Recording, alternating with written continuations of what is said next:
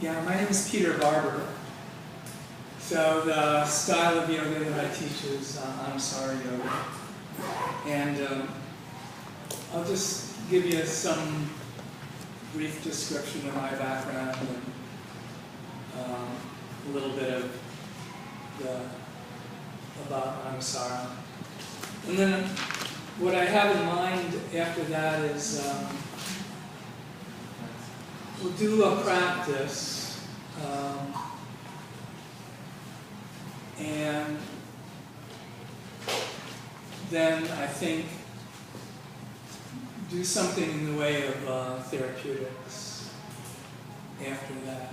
We'll see how it goes. We'll play it by ear.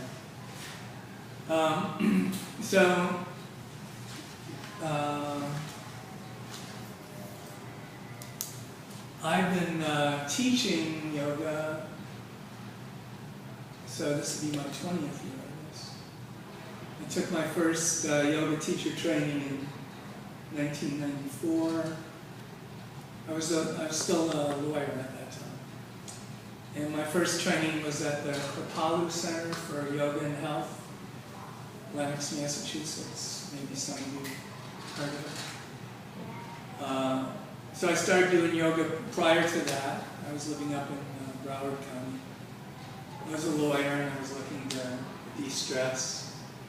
I was actually looking for meditation.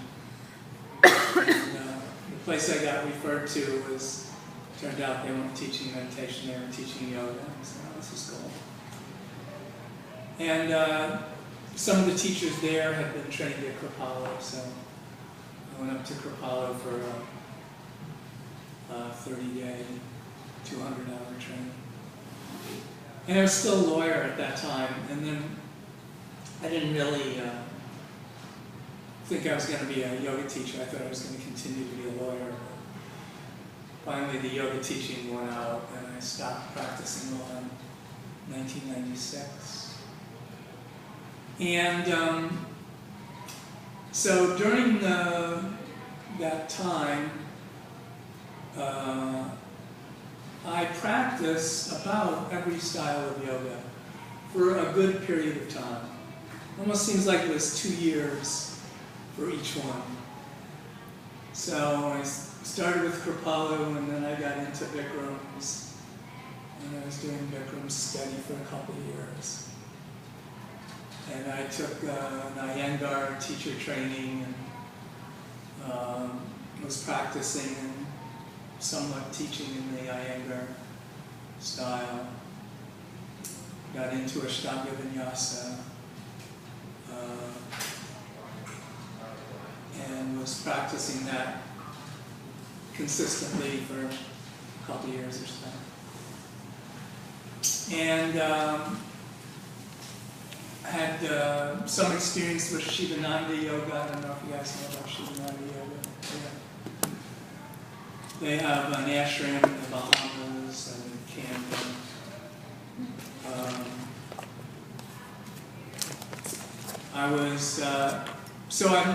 My teaching sort of followed whatever I was practicing at the time. And so I was, after a while, I was teaching, quote, vinyasa yoga, unquote, but attempting to do it with a little bit more emphasis than the usual emphasis on alignment because of my Iyengar background. And then in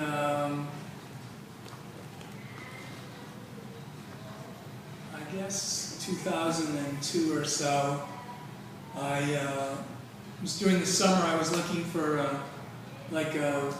a week to go away, during the summer for a yoga retreat type of thing. And I just stumbled across something that was happening it was in Utah, and it was a week-long thing with John Friend, who was the founder of Anusara Yoga.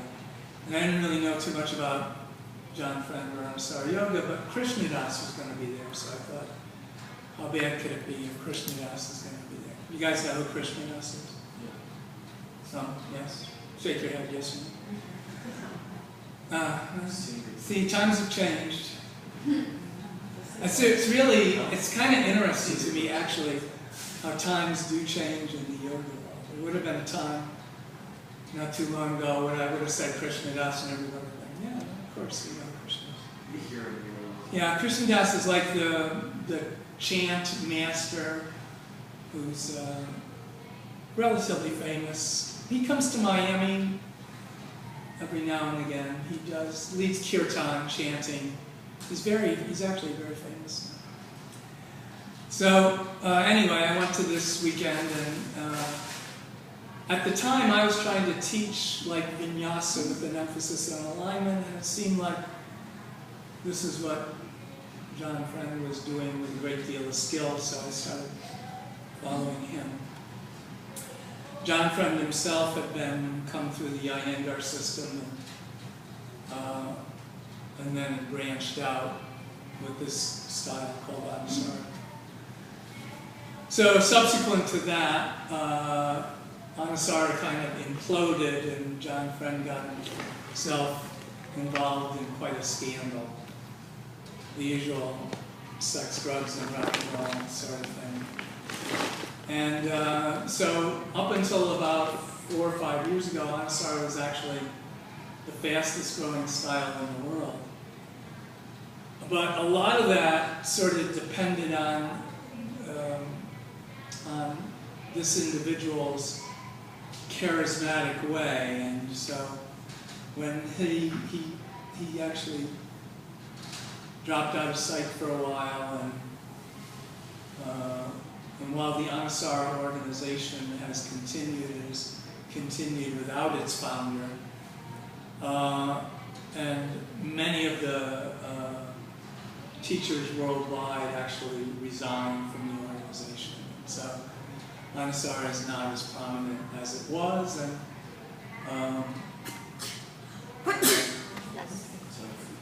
so nonetheless, it still has value, and I continue to stay associated with it, but without being too attached to it, I guess I would say like that.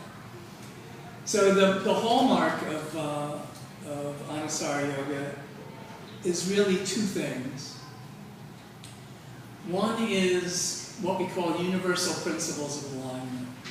So there's a heavy emphasis on good alignment. And secondly is a philosophical underpinning. So we call that philosophical underpinning Based on tantric? yes, tantric. So we say it's Shiva Shakti, non-dual tantric philosophy of intrinsic goodness.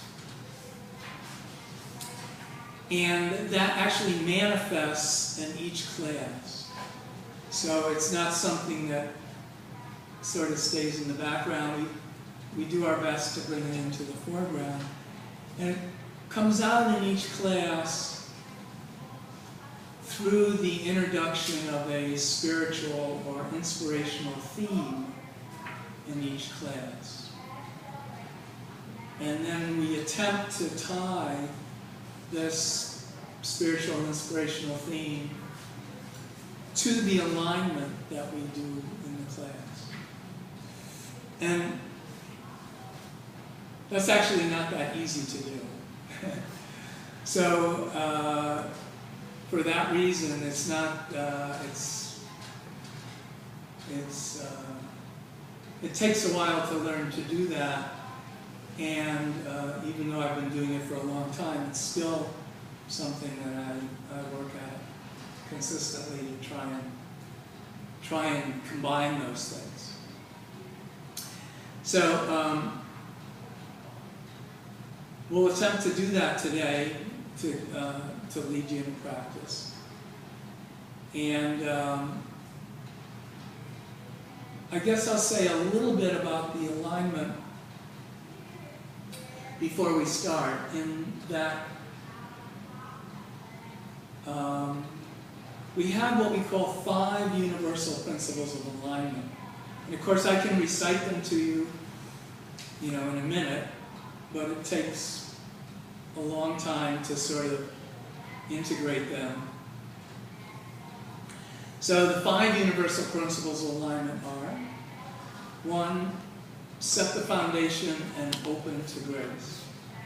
And I'll say a little bit more about that. And then 2 is muscular energy. And 3 is inner spiral, or we sometimes call that expanding spiral. 4 is outer spiral, which we sometimes refer to as contracting spiral. And then the 5th is organic energy. So really, even of those 5, for the sake of simplicity, we can even narrow them down more to the primary ones, which are really 3, which are set the foundation, open to grace, muscular energy, and organic energy. And so, just in the course of having just a short period of time together, we don't want to complicate things too much, because if we give you a lot of different stuff, it's hard to retain it. It's one of the things I remember from my lawyer training. So if you're talking to a jury, you want to keep it as simple as possible. I find it works that way, teaching yoga as well. So, as we say, each class has a theme, and the theme derives from the philosophy. So I'll just give you a brief overview of the philosophical principles. So, and it's helpful in doing this to set a contrast between classical yoga philosophy, which is the Yoga Sutras of Patanjali, and Tantric philosophy. So there's a very big difference, marked difference, that is useful to know. So the Yoga Sutras of Patanjali and classical yoga as a philosophy are derived from an earlier system called Samkhya. And Samkhya and classical yoga, Patanjali yoga, are dualistic. So I don't know actually, if you studied the Yoga Sutras? Are you studying them? So you know that Patanjali talks about Purusha and Prakriti. Does this sound familiar? Purusha and Prakriti? Okay. So Purusha and Prakriti, Purusha basically means spirit. It's the most common translation. And Prakriti basically means matter or nature. So there's this dualism. And really the goal of Patanjali Yoga is to shift one's awareness or identity or orientation away from our usual orientation of materiality. And interestingly enough, Patanjali considers the mind to be material, in the material world, not the spiritual. So our usual experience of ourselves and others is that we are a body and we have a mind. And so the whole goal of the Yoga Sutras and classical yoga, Raja Yoga, then is to really it's set, there's 4 padas and 4 parts in the Yoga Sutras. And the 4th part is Kalvaya pada. And Kalvaya actually means separation. It's kind of interesting, because usually we think that yoga means union. And actually the goal is separation. And when we separate, our identity from the material and take it over into this other sphere, Purusha. So we don't want to identify with the material changing world of our body and our mind, but rather with the universal of spirit, Purusha. And this actually is separating out process. So it's dualistic, 2 things, Purusha and Prakriti. So when I teach teacher trainings and immersions, we really talk about 3 types of philosophy. So classical yoga, tantric, and then the 3rd being Advaita Vedanta. And I think Paul's orientation is more Advaita Vedanta.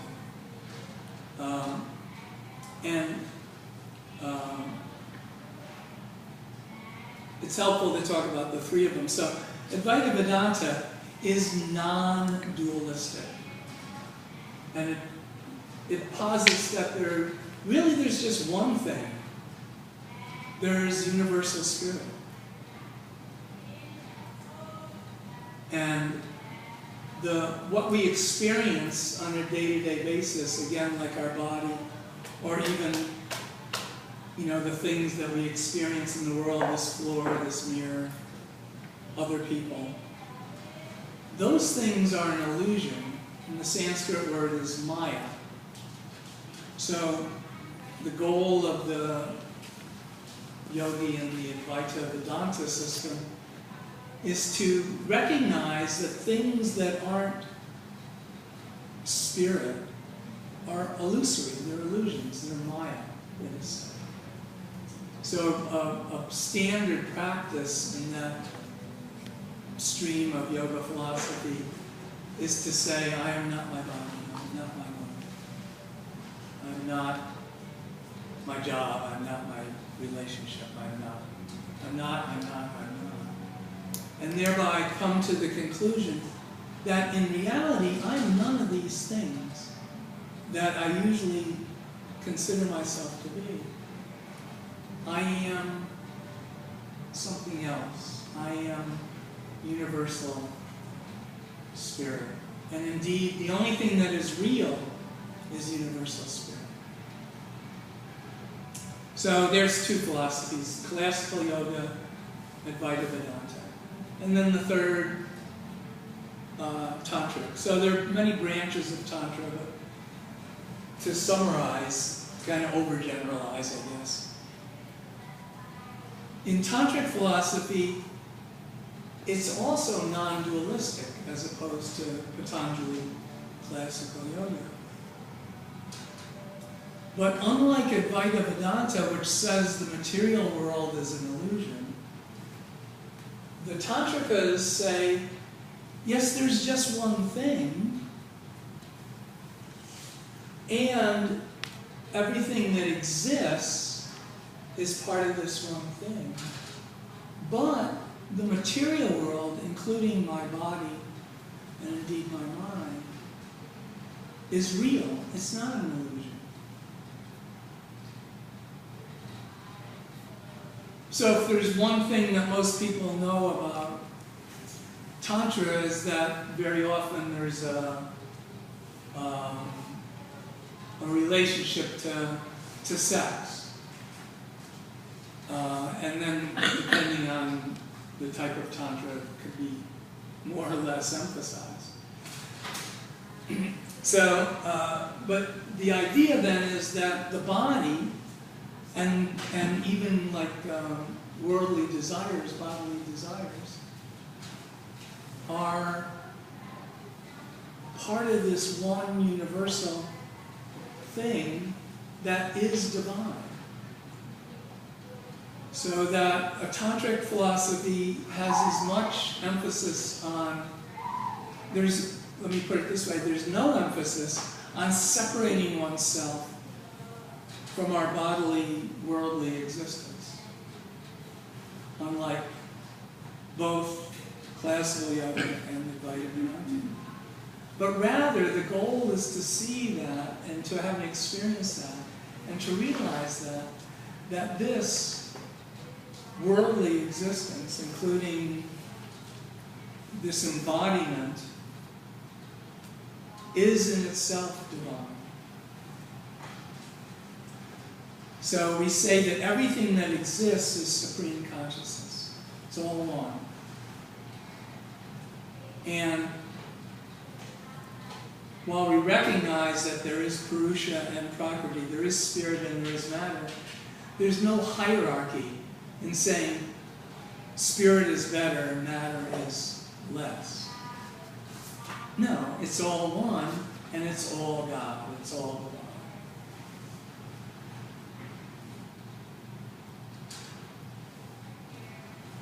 So maybe you can see then that those philosophies are actually quite a bit different. They all come under the general heading of yoga, but they're not at all the same. Quite a bit different. So,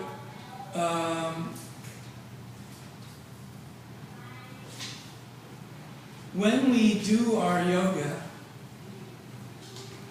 we do it. Let me back up a second. So, there's one thing that we all have in common, and it's a really important thing, and it's really helpful, I find, to remember this, is that all of us want to be happy, and all of us want to be free from suffering. So, we could go outside and meet anybody and know that we and they have that in common. And indeed, not even just humans. Animals have the same thing. They want to be happy and they want to be free from suffering. All beings everywhere, on every level, want to be happy and free from suffering. So the goal of yoga, no matter what philosophical stream, is to accomplish that, is to gain happiness and freedom.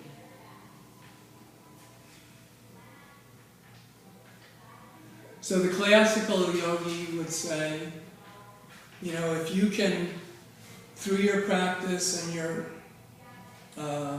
philosophical outlook, divorce your awareness from this material existence and shift over to this orientation of experiencing yourself as pure spirit, you will be happy.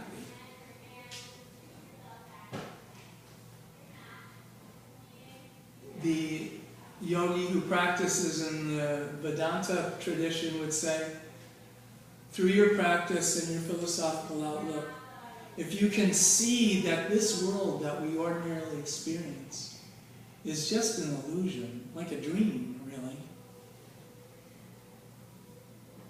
and instead come to understand and even experience that the only true thing is spirit, you will be happy.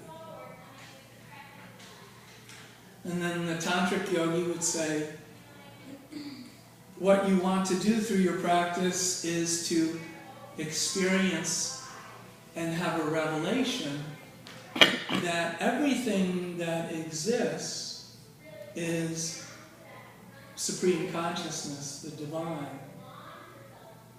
If you have this experience on a deep level, you will be happy and free.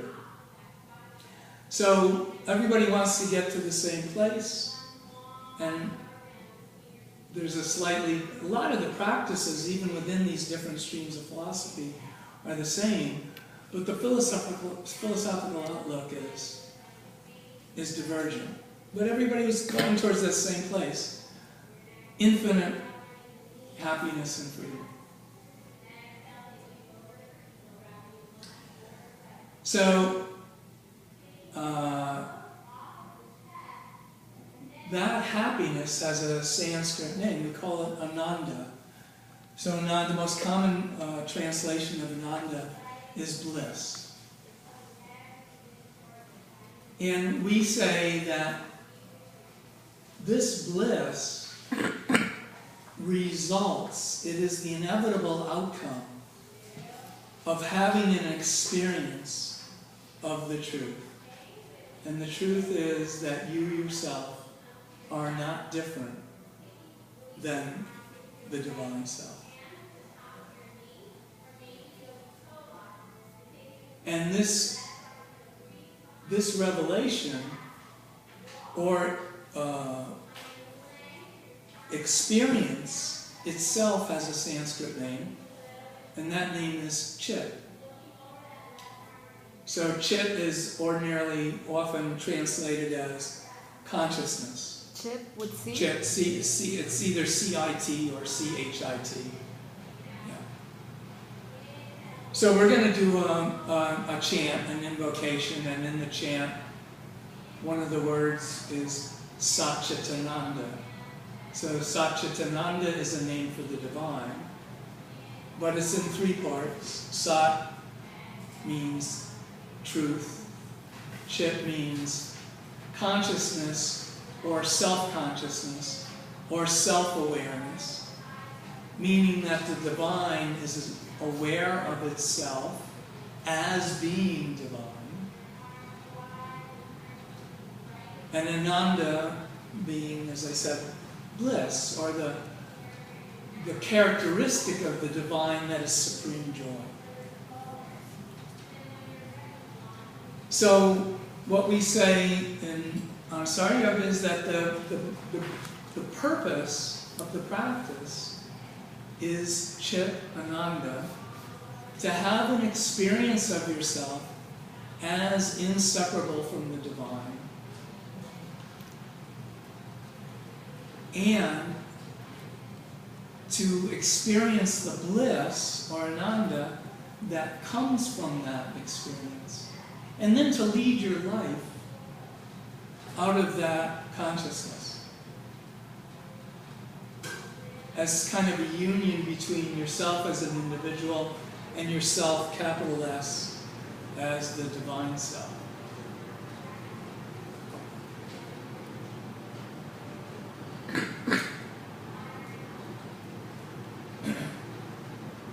So I always like to go back to the first thing. What do we want? We want to be happy. And we want to be free from suffering. Everybody wants that. So, roughly speaking, we're in one of two states at any given time. There's some gradation, but really, we're either feeling pretty happy as a result of our connection to the divine. And as I've said, the divine encompasses everything. So that could mean like our connection with others. We feel connected. We feel not separate. We feel happy. Or, on the other hand, we don't. Either way is fine. And it's always good, like you come onto the yoga mat and you just stop and take inventory and say, where am I here? Am I already feeling like pretty connected? Some sense of wholeness? Some pre-existing state of freedom? Or do I feel more separate, more down, more isolated, less in touch with my divine self? And then from that sort of inventory, it kind of guides what your intention is in the practice. So if I come onto the mat and I'm not feeling so great, I can just have an intention. I'm going to do this practice with the goal of getting to that state that I want to be, that state of happiness, joy, freedom.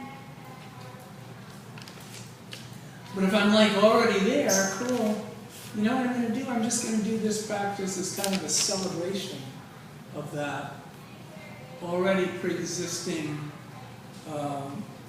feeling of union and supreme self-awareness.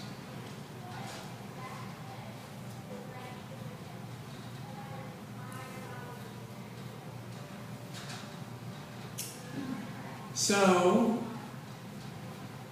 that can be a theme for our practice. So it's aspiring to joy. Now, if you're already feeling it, just say, I'm celebrating. And see, the thing about yoga, or really any spirituality, is that the teaching is that the joy, the happiness, doesn't come from the same source that conventional thinking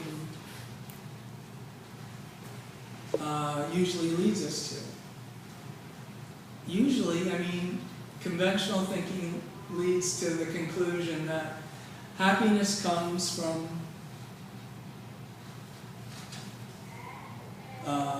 things in the material world.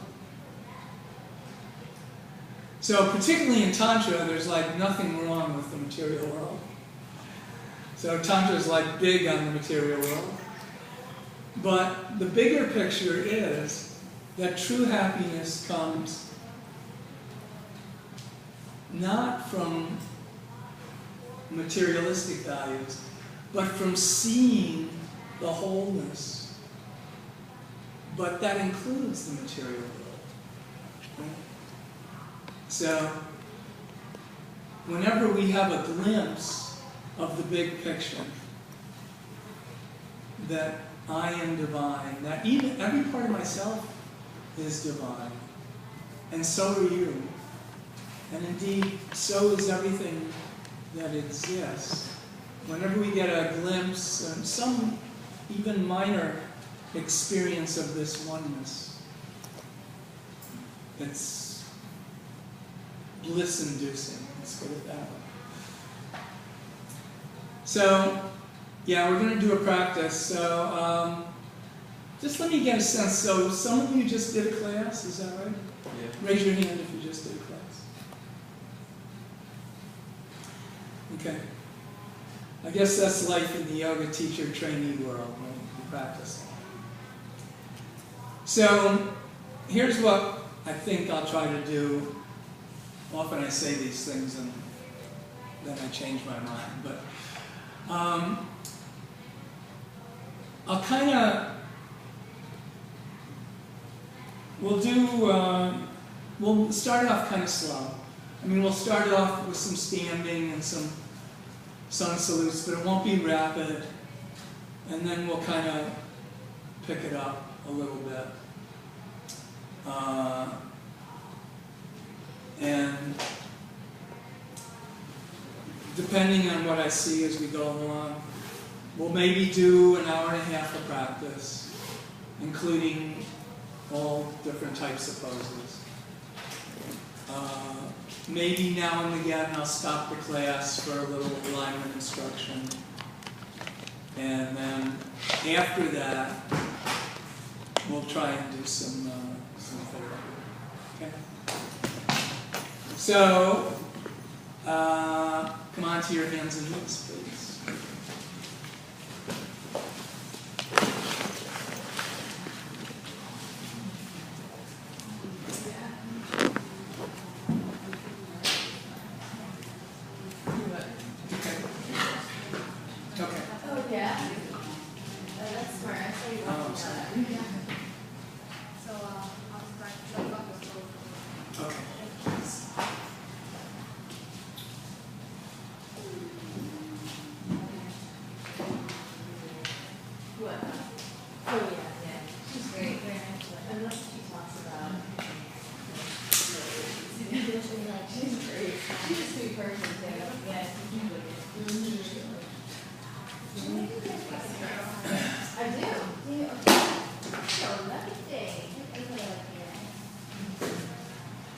All right, please come on to all fours. So the first principle is set the foundation and open to grace. So the foundation is whatever on the ground. So right now that includes your hands. So the way you place yourself on the mat is kind of reflective of our attitude. Do we place ourselves on the mat with a sense that our practice is important, that what we do is high value? It's a high spiritual practice. So just instead of placing our hands on the mat any old which way, we take a little time to place our hands with awareness. So take your hands as wide apart as the outside of your shoulders. And look at your wrists. So your wrists have creases in them. And line your hands up so that the creases of your wrists are even with the front edge of your mat. And even with each other. So for almost everybody, your middle finger will not be straight ahead. It'll probably be turned out slightly when the creases in the wrists are lined up.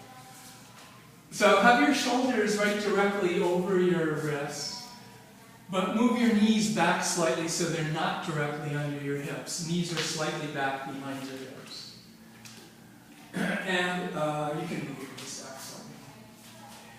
So in this position, if your shoulders are over your wrists and your knees are back a little behind your hips, that's probably, for almost everybody, going to be the right distance for downward dog. So tuck your toes, lift your knees, and come into downward facing dog pose. Now maybe for some people that your feet might be back further than what you're used to. Maybe not, but maybe.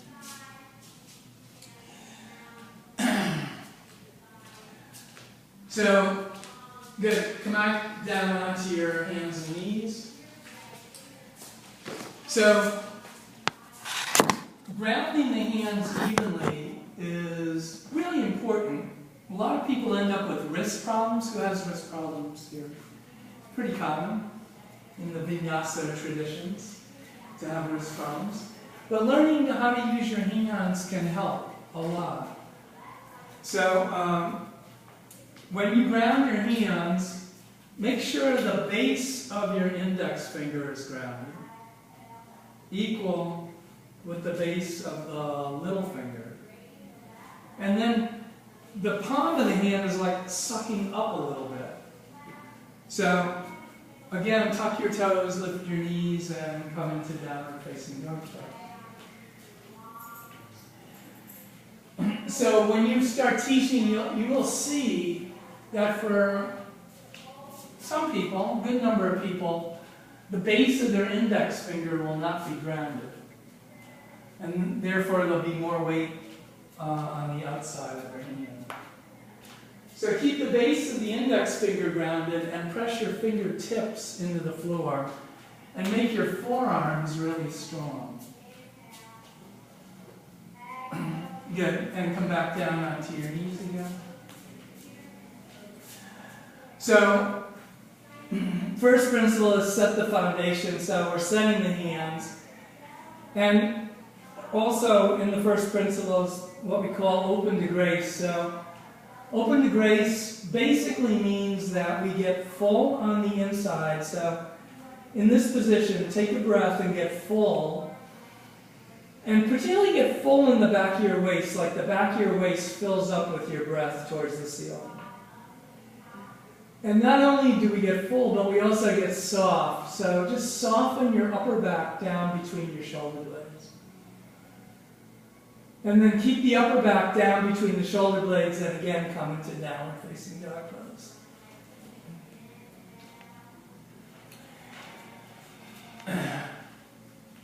So, common now is for people's weight to sink into their wrists.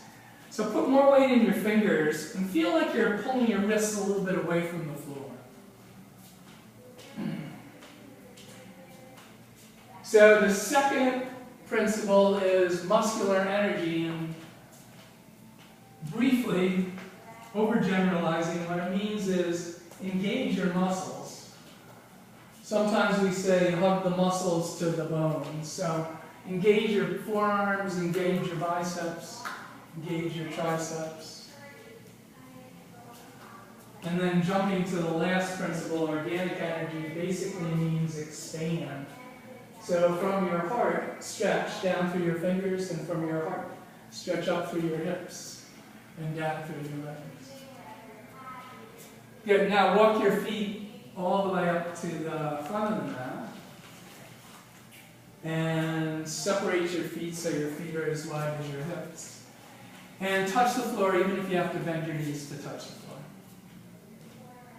Now if you don't need to bend your knees, don't. But if you need to bend your knees to touch, touch. Good, so what's the foundation now? Well, it's the feet. So we ground the feet evenly, ground the ball of your big toe. Keep the ball of the big toe grounded. Walk your hands out in front a little bit. That's it. Keep the ball of the big toe grounded and ground the inner heel, both feet. Keep those 2 points grounded and ground the ball of your little toe and your outer heel. So those are the 4 corners of your feet. Put your hands on your hips. Good. Now draw your shoulders back and lift your head to neutral and stand up as you inhale. And release your hands. There you go. Good. Alright, so the first principle is set the foundation to open to grace. So open to grace is, you can think of 2 things that open to grace is. It's just a poetic way of saying something that we do in our body. It's just a shorthand. But unless I tell you what it is you do in your body, you're not going to know. You're not going to know what does open to grace mean. It's like kind of airy-fairy, new age. Meaningless, really. But here's what it really means. It means inner body bright. So just stand in Tadasana. And then with your breath, see if you can just expand all over.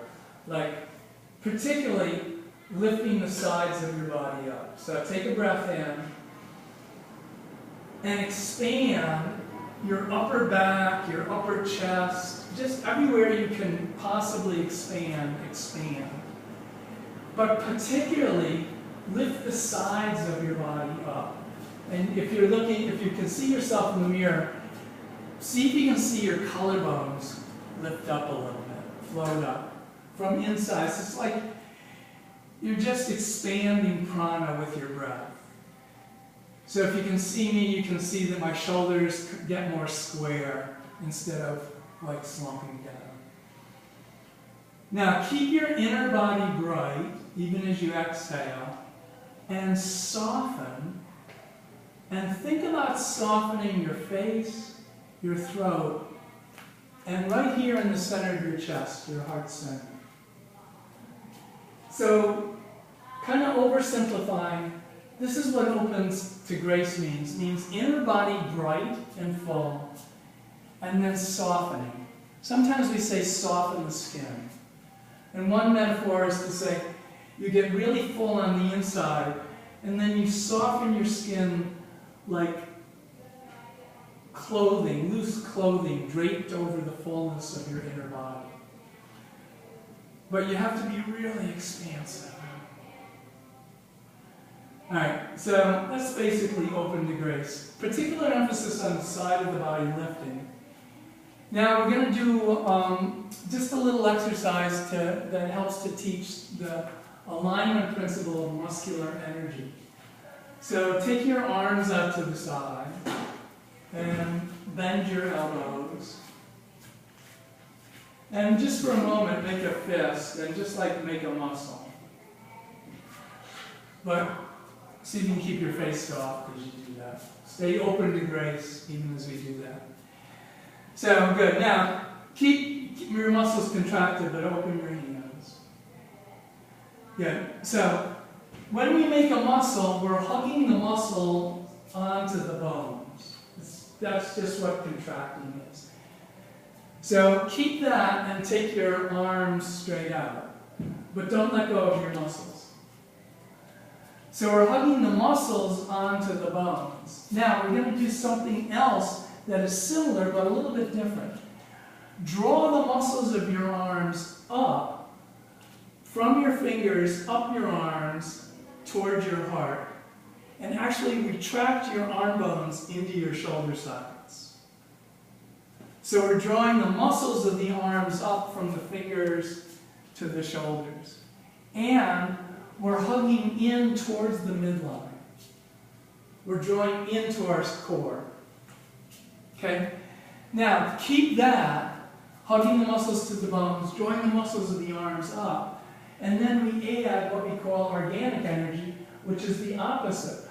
From your heart, lengthen your arms out through your fingertips, as if you're lengthening through the bones of your arms.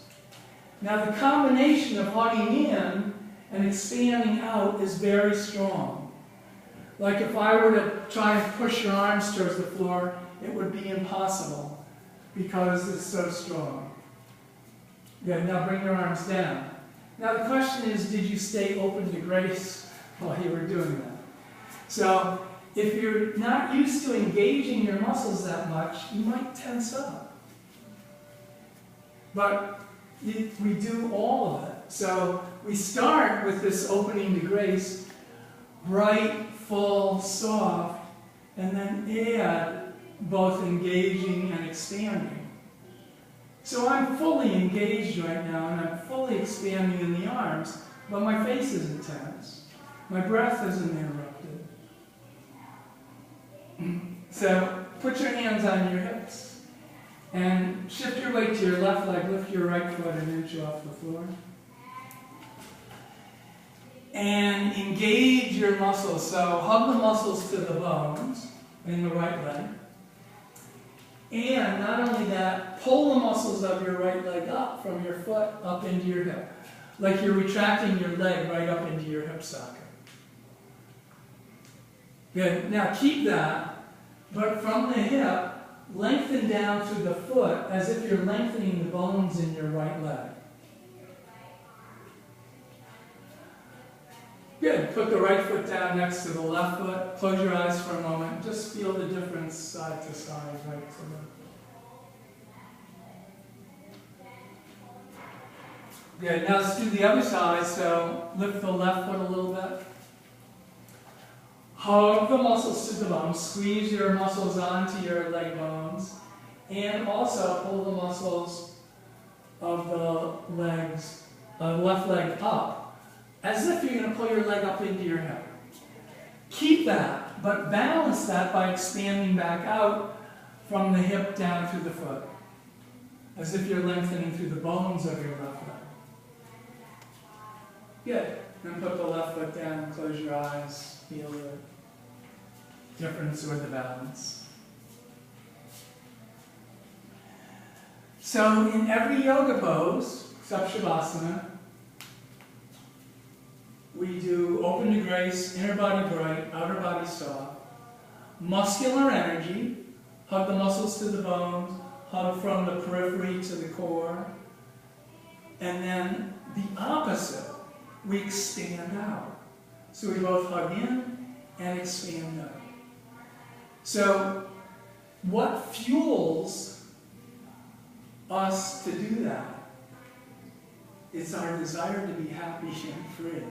So we put our attitude into these actions that we do in every pose. All right, so come up to the front of the mat. Bring your hands together. Ground your feet evenly.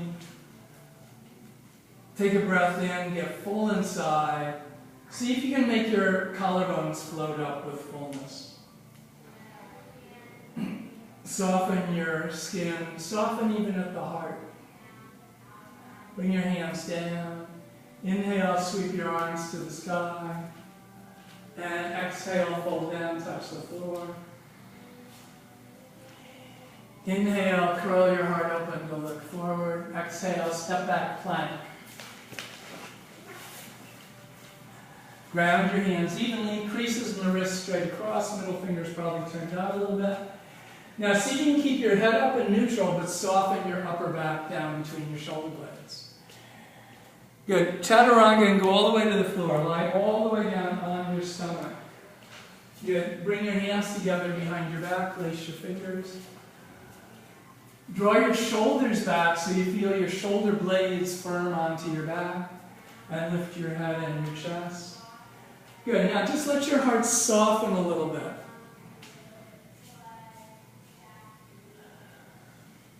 Good. And come down. Put your hands, palms down alongside your chest. Spread your fingers wide. Tuck your toes. Come into downward facing dog pose. So fire up the arms with muscular energy. Do it out of a desire for supreme happiness. A desire to know the truth of yourself and the joy, the bliss, the ananda that results from that. Put your desire into your body. Not only your arms, but your legs. Hug the muscles to the bones.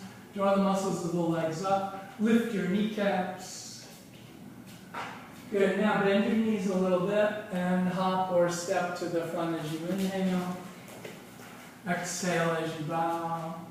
Inhale, bring your arms to the sky all the way up. Exhale, hands to your heart. Inhale, bring your arms to the sky. Exhale, fold down. So you guys never lift your head, right? Neutral spine. Never look up. Inhale, look up. Exhale, step back, plank, top of a push-up.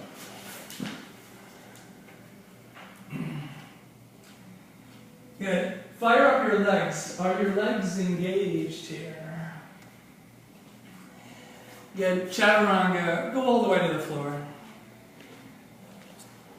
Good. Now slide your right leg back a little further. Slide your left leg back a little further. Keep both legs going back. Instead of upward dog, come into cobra pose. Keep stretching the legs back. See if you can bring your chest out in front of you. And downward facing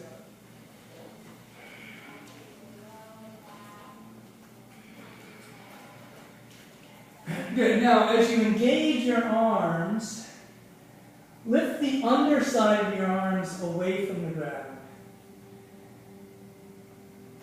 And keeping the underside of the arms lifted, take your upper back in so that your heart gets more open, but your arms stay pulled up.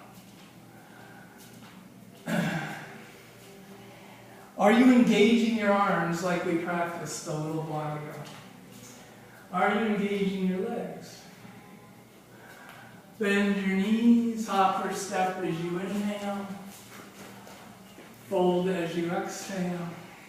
Reach to the sky. Inhale. Big stretch now. Really lift. And hands to your heart. Good. So I notice nobody looks up. Neutral spine. Crazy. What about warrior one? Don't look up.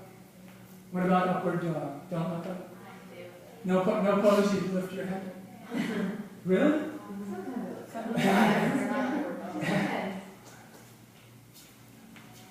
Isn't the idea of yoga to get more free? I'm sorry, I do neutral spine. I don't do this. Right. Inhale, bring your arms to the sky.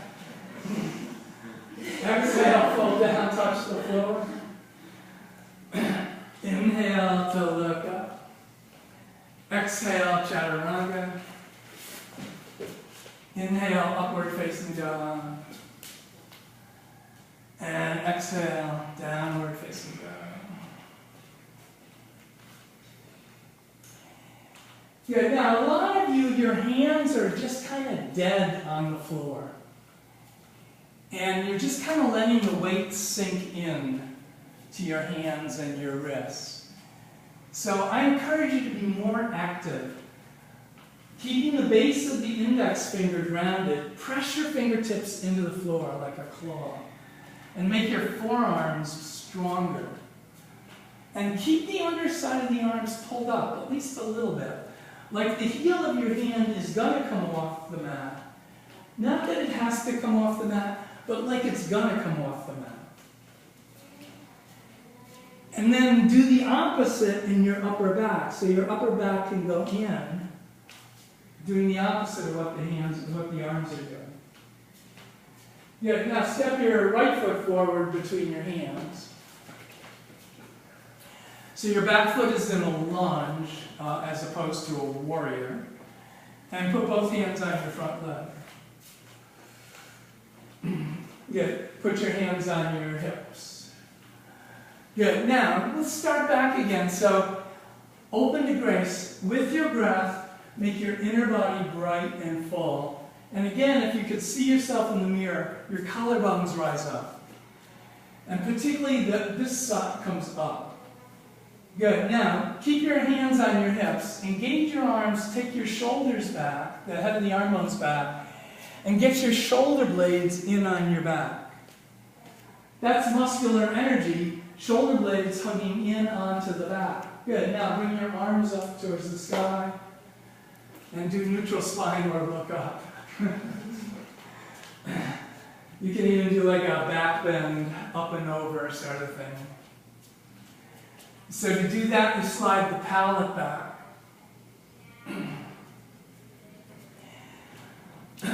Good. Hands on the ground and switch legs. You can jump switch if you'd like.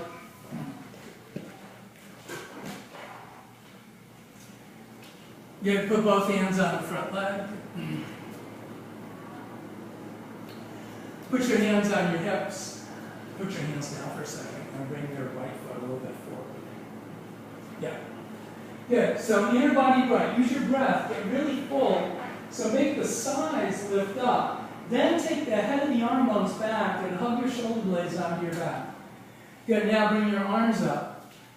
Good. Now the arm muscles are engaged, just like we practiced before.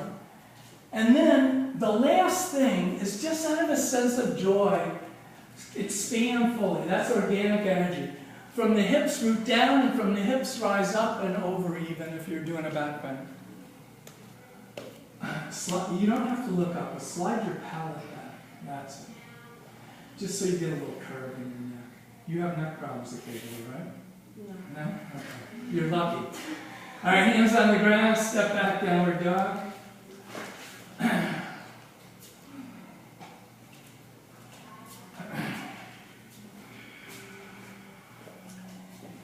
Good. Claw the ground, make your forearms strong. Do the same in your legs. Good. Now stretch fully. Stretch from the heart down through the fingers. So see if you can make this go up towards your hips. That's it. And from the heart, stretch up through the hips and down through the legs. Good. Bend your knees and hop or step. Feet to the front, look up. And exhale, bow. Inhale all the way up, reach high. And exhale, hands to your heart. Good. We're going to turn to the side. Let's turn to your left towards the clock. And, all right, so if we were going to do Warrior 2, Virabhadrasana 2, or Trikonasana, or Parsvakonasana, and we were going to do it from facing the side, how wide apart would our feet be? One leg. So, go ahead, take your feet apart as if you're going to do Warrior 2. Don't do Warrior 2, just take your feet apart. Don't even turn to go towards Warrior 2. Just take your feet apart the distance you would give. Alright, so I'm going to give you a technical answer, and then I'm going to give you like the shorthand answer. So a technical answer is, how far should your feet be wide apart? It depends. And it depends on this. You want your feet to be wide apart so you have a balance between stability. That is, you don't want to be so wide apart that you can't be stable, right? And on the other hand, you want your feet to be wide enough apart that you're not impeding your freedom. So step your feet together again. So I'll just give you an example so you sort of understand what I mean. Like if I have some clients where I go to the home and they're elderly people. And if I want them to do like Warrior 2, I wouldn't tell them to take their legs as wide apart as I would tell you guys. Why? Because if they did, some of them would fall over. They wouldn't be stable. So for them, this would be their Warrior 2, right? But for you guys, and for any public class that you might teach, here's the shorthand. So take your legs apart and bring your arms up shoulder height. So take your feet as wide as your hands. Look at your feet and take your feet as wide as your hands. Yeah. So that's about the right distance. All right. So you're a little too far. All right, good. Now, turn your right foot or your wrists. Wrists might be. I would say it's really wrists, but I say hands because people will invariably have their feet too close to each other. So turn your right foot and your right knee out 90 degrees to the right. Good, and exhale, bend your right knee so it's right over your ankle to Warrior 2. Good, now take a breath, get full inside so the collarbones rise up. Good. Now, are you engaging your arms? Particularly, are you engaging your left arm? Are the muscles hugging onto the bones? Are you still drawing the muscles of the arms up from the fingers to the shoulders? So usually your left arm tends to get lazy when you're going to the right, so be a little bit more vigilant. That's it, good. Just bend your knees slightly more. That's it, perfect. Good. Inhale, straighten the right leg. Exhale, turn your feet. So does this feel wider to you than you usually are? Yeah, but you're not. None of you are. So you get more freedom when you take your feet wider apart. So bend the left knee so it's right over your ankle. So here's the thing, like she feels like her feet are way wide, but look, her knee's right over her ankle. It's right where it's supposed to be. But you're getting a little bit more expansion than you usually do. So eventually your left thigh gets parallel to the floor. Keep this leg strong. That's it. Keep your right leg strong, but you can soften your left leg down a little bit. If your shoulder hurts, try turning your palms up. Good. Straighten the left leg. Good. Now keep your feet wide, but make your feet parallel. Put your hands on your hips. Lift your chest and your chin together, like one unit. Inhale and exhale, fold down. Put your hands on the ground. Look up again. Inhale, curl the heart open. And exhale as you bow, top of the head towards the ground.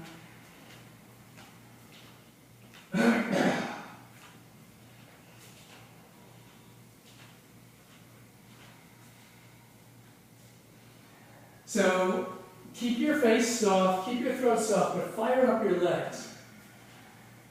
Lift the arches of your feet, lift the skin on your ankles, lift your kneecaps, even lift your hamstrings up.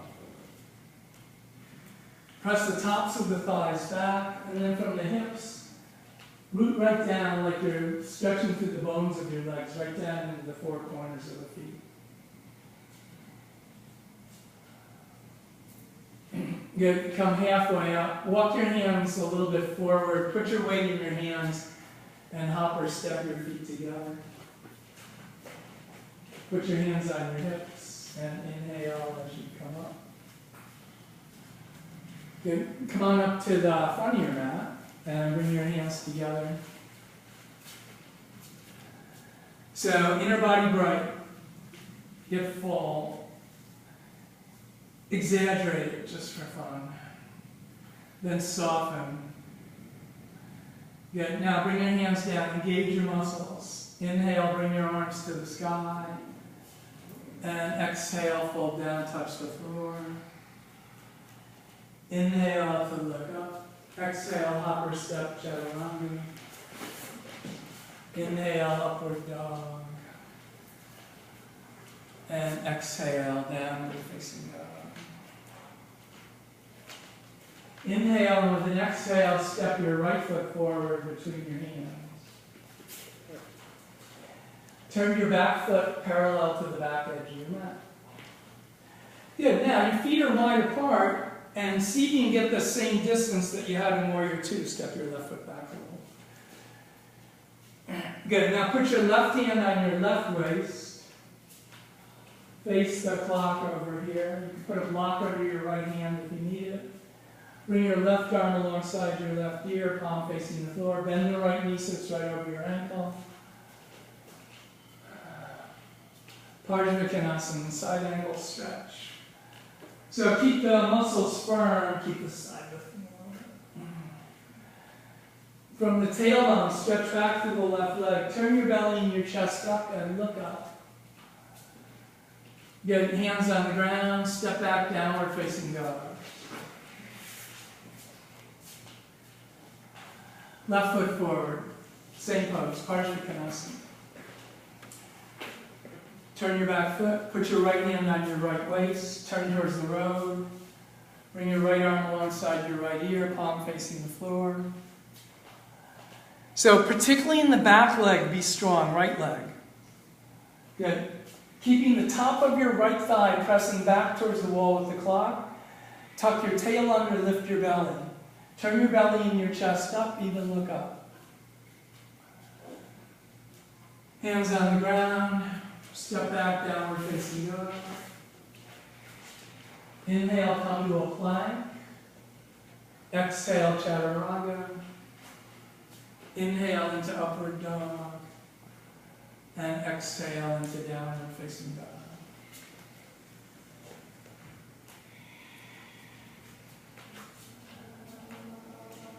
All right, step your right foot forward.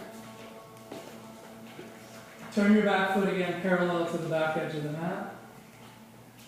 So again, go a little bit wider with your feet. You tend to be narrow when you step that foot forward. So put your left hand on your left waist. Good. Now, come up on the fingers of your right hand and move the right hand back a little bit towards your left foot. Now look at your right leg and fire up muscular energy in your right leg. Make your right leg super strong. Now, slowly straighten your right leg. Good. Now, turn your chest towards the ceiling. Look up towards the ceiling. Take your left hand up. Full stretch. So, hug in and stretch out. Stretch fully. From the hips, stretch down to the legs, and from the hips, stretch up through the spine. Put your left hand on your left waist. Bend your right knee. Step your left foot 6 inches toward your right foot. Reach out onto the wood with your right hand. Balance in Ardha Chandrasana. Fire up your legs strong. The left foot is pointing towards the side wall instead of the floor. Make your arms strong. Make your legs strong. Now hold your left hand steady. Hold your left foot steady. Good. Now expand fully. Lift your chest towards your head. Full stretch. Good. Hands on the ground by your right foot. Bend your right knee. Put your left foot down near the back of the mat. Lunge. Downward facing dog.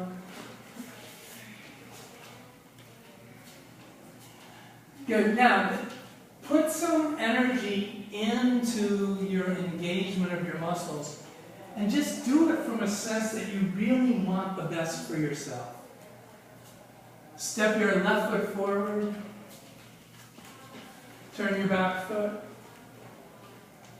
Make sure you have a wide stance. Put your right hand on your right waist. Straighten your left leg. Come into triangle pose. Good. So if you're touching the floor, that's good. Just have your hand directly under your shoulder. That's fine right there. Turn your belly and your chest up more towards the ceiling. Keep the legs strong.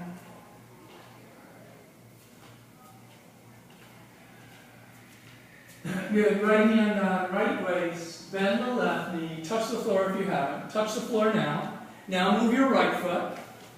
Now reach with your left hand and balance.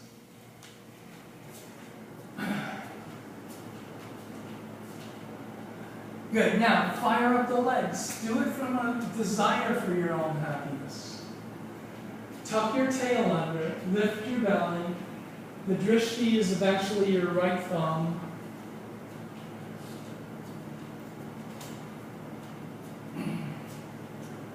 Good. Put both hands on the ground. Bend your left knee. Put your right foot down near the back of the mat. Step back, downward dog.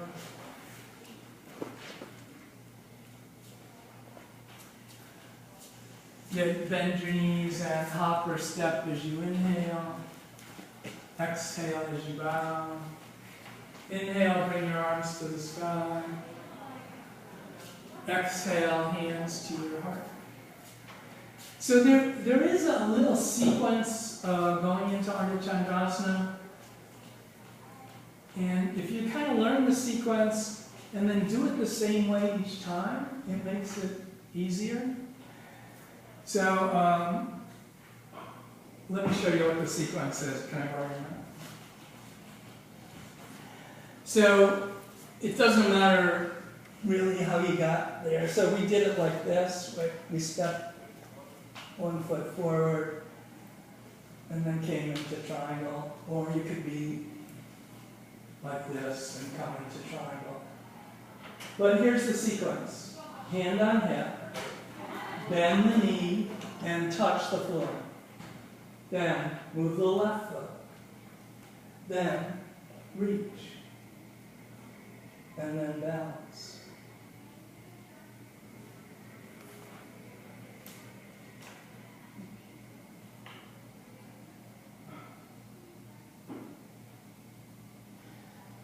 And then we came out like this, but you can also go back to triangle. So let's go into it from the side, from Trikonasana. So stand, face that way. Bring your arms up, shoulder height. Turn the right foot and the right knee out. Inhale, exhale, Trikonasana, triangle pose.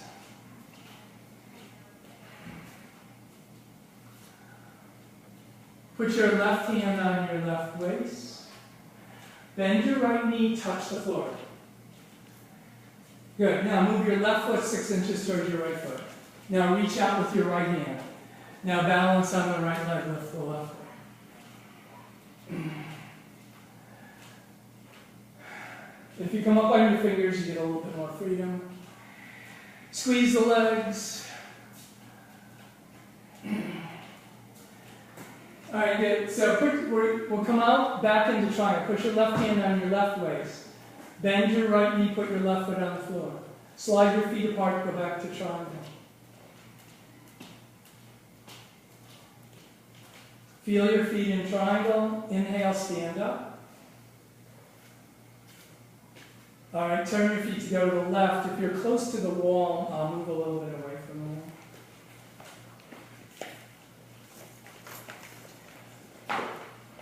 So turn your feet to go to the left. Inhale and exhale, triangle to the left with straight legs.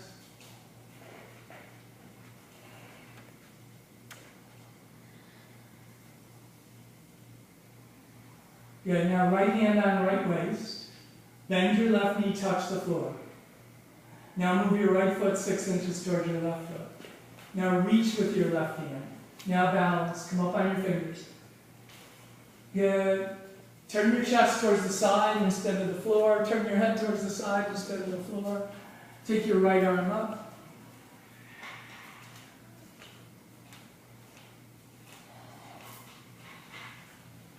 Squeeze your legs and lengthen your legs, both legs. Good, now right hand on right waist. Bend your left knee, put your right foot on the floor. Don't give up, stay with it, right foot on the floor. Now slide your feet apart, go back to triangle. Find your triangle pose. Feel your feet in triangle, inhale, stand up. Good, make your feet parallel. Step or hop your feet together and come up to the front of the mat. So balance in tree pose, weight in the left leg. Hold the right ankle with your right hand. Put your right foot high up on the inseam of your left thigh. When you're ready, bring your arms up over your head. So in your legs, hug the muscles to the bones. Draw the muscles of the legs up. And then expand back out from your hips, root down, and from your hips, rise up. See if you can get a little bit more lift. And either do neutral spine or look up.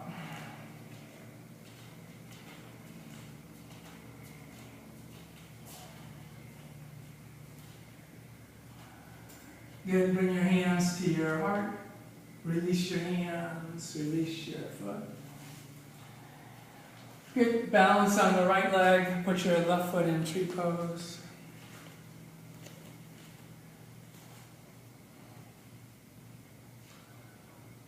And when you're ready, bring your arms up. So, I encourage you to lift up here instead of pulling down. I think you're going to touch the ceiling. That's organic energy, full expansion. Go up. That's it.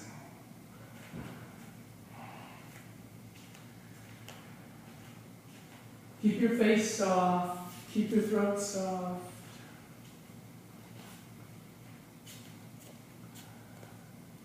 Good. Bring your hands to your heart.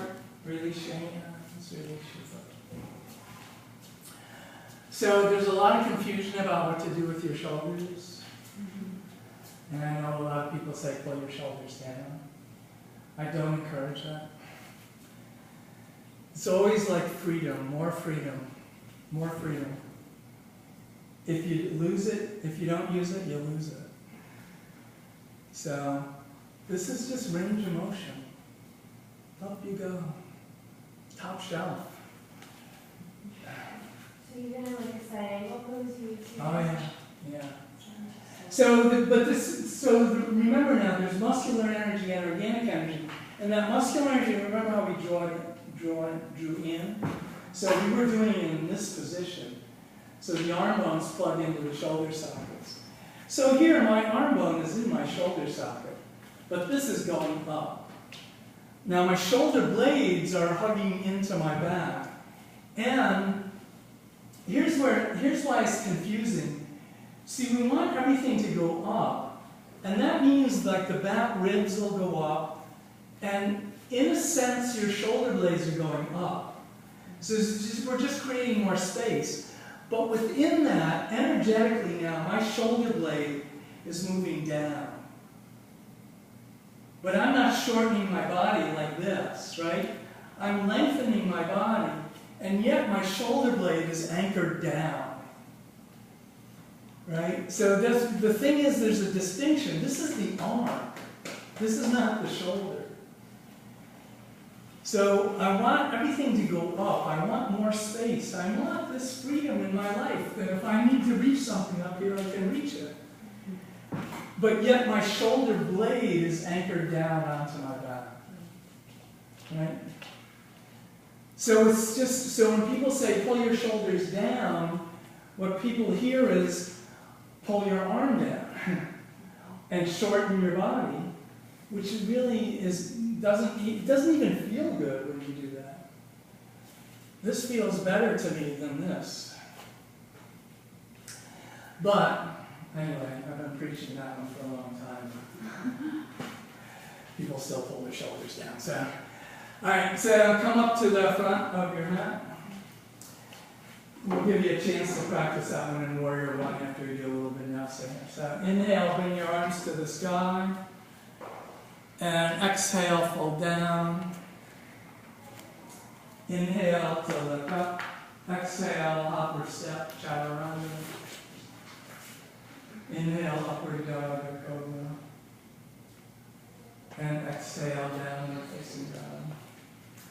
All right, Virabhadrasana 1, right foot forward. And put your back heel on the floor. And bring your arms up into Warrior One. So take a breath, get full inside. Particularly the side body lifting. And then even just soften right at your heart center. Good. Now, do engage in the arms, in the legs. And then hold your hands steady and see if you can take the top of your arm back more. And as you look in the mirror, your armpits get hollow. Good. Now, the last thing we do is expand. So from the pelvis, root down through the legs into the ground. And from the pelvis, extend all the way up through your index finger. Good. Hands on the ground. And step back, downward dog.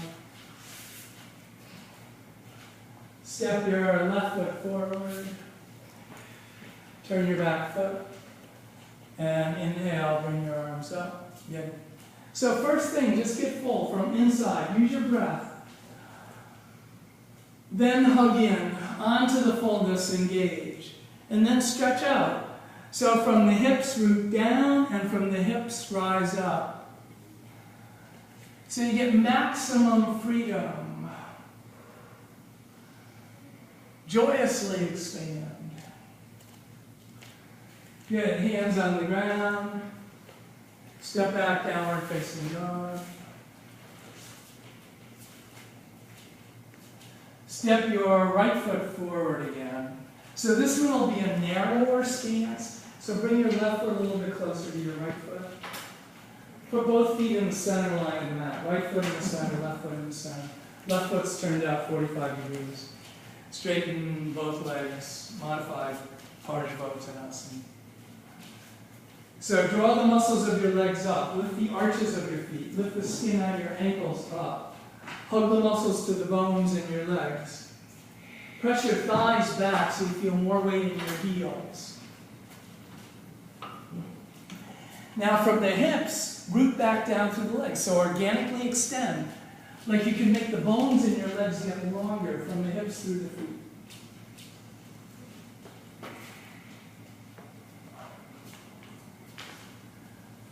Good. Bend your right knee, step your left foot up next to your right foot. Step your right foot back, same distance. So if a student couldn't reach the floor here, you would give them a block. So if you're not touching the floor, either use a block or bend your left knee to touch.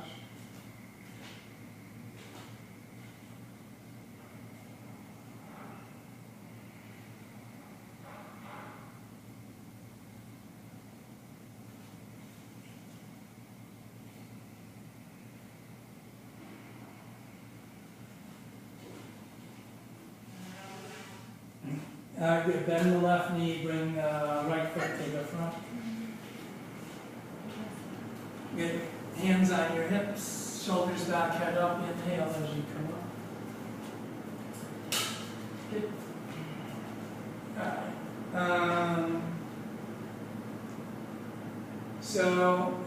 right.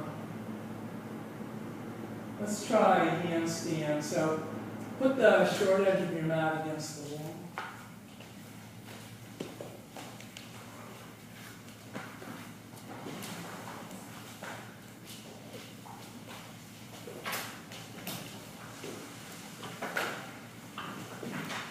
And who does handstand pretty easily? Raise your hand. Yeah, against the wall. Okay, so walk over here. Come on over. So first thing is you set the foundation and open the grace. Move your knees back slightly. That's it. All right, so this is good. Like she's got the creases in the wrist straight across. This is pretty good distance, hands from the wall. You know, if you're really accomplished at handstand, you can go way out further. So, open to grace consists of two things basically: inner body bright, outer body soft. So take a breath in, and she expands, but particularly along the sides. So see, this area just got longer. And then without dropping your head, soften here. Let it collapse right here. So she softens particularly here, and her shoulder blades come in on her back when she softens like that. Like, yeah, like that. Good. Now, that was good. You did really good. All right, tuck your toes, lift your knees, down we go. So then this stays like that. The upper back goes in. So this is important all the time, but particularly when you're weight bearing. So by getting the head of the arm bones back and the shoulder blades on the back, it makes it so much safer. You avoid shoulder injuries. Are you right-handed? Yes. Okay, so step your left foot in. Or your Well, but right I'm foot. left footed. Oh, you go, okay, all right, that's fine. No, go do it the way you want, yeah. Wait, so like this? No, whichever way you usually do it is fine. Okay, I usually do it like this. Okay, I was right then. Okay, sorry. I already know what I'm doing. All right, so keep your head up, all right? So if you drop your head, the shoulder blades will tend to round off the back. So keep your head up, good, and go up. Good. And then I would encourage you to look at the floor between your hands, even though it's not neutral spot. Because that helps to align the shoulders. So, good. So it's perfect. Now, the final thing is you just expand. From here, she stretches down, and from here, she stretches way up. It's perfect. Good. So one leg at a time, come down slow if you can. Try and keep that leg straight, or both legs at a time. All right. So, good.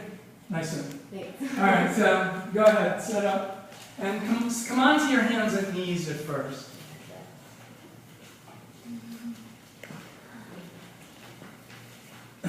So hands about as wide as the outside of your shoulders, perhaps a little wider than you're used to, maybe not. All right, good. Now, take a breath and make your inner body bright and your side body long. So your shoulders will come a little bit towards your head when you do that. Now, without dropping your head, lengthen here. Without dropping your head, soften your upper back down between your shoulder blades. That's perfect. Good. Now, try to keep your shoulder blades on your back. Tuck your toes in, come into downward dog. Good. Now, step one foot forward. Lift the other leg up and kick up.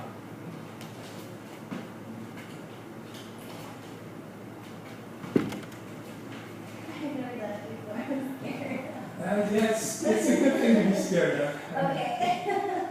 So lift your head a little bit. Okay. All right, step. Now lift this leg up. All right, on three. 1, 2, 3. Good. Put your feet out now. Good.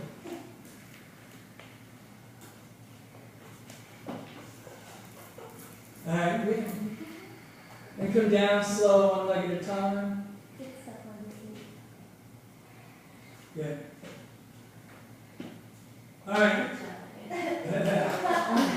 So she was like the model student, so it's so good. I'll show you guys how to assist. It's really easy. Come on over here. So she's never done it before, right? I'm always too scared. So there's a number of ways to assist, but here's one way. So I'm here, right?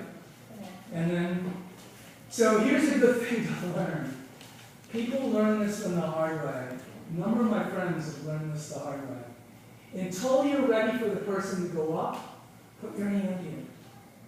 Because she's nervous. And when people are nervous, you don't know what they're going to do. And I know a number of people who have been kicked in the face. So you put your hand here. All right, so step 1 foot forward. Lift the other leg up. Good. Now, I hold her pelvis like this. So on 3. 1, 2, 3. So see how close I am to her? Like my shoulders right there. Squeeze your legs together. Yeah, you're doing good. So I don't let go of her. It would freak her out completely if I let go of her. So one leg at a time, come down south. So I turn my head. So any number of things will happen with students. She was good. You know, she was like calm and everything. But really, people get upside down and they freak out. And they start this with their feet.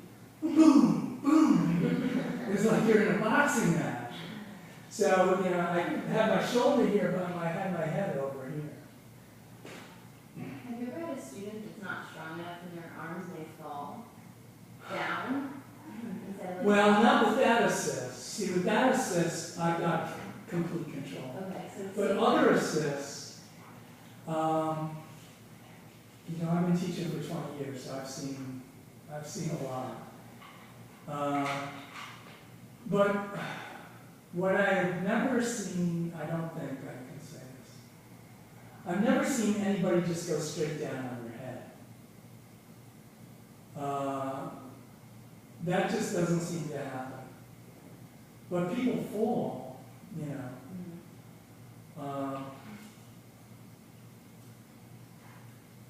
I know I've never had anybody really get hurt in handstand or in any inversion.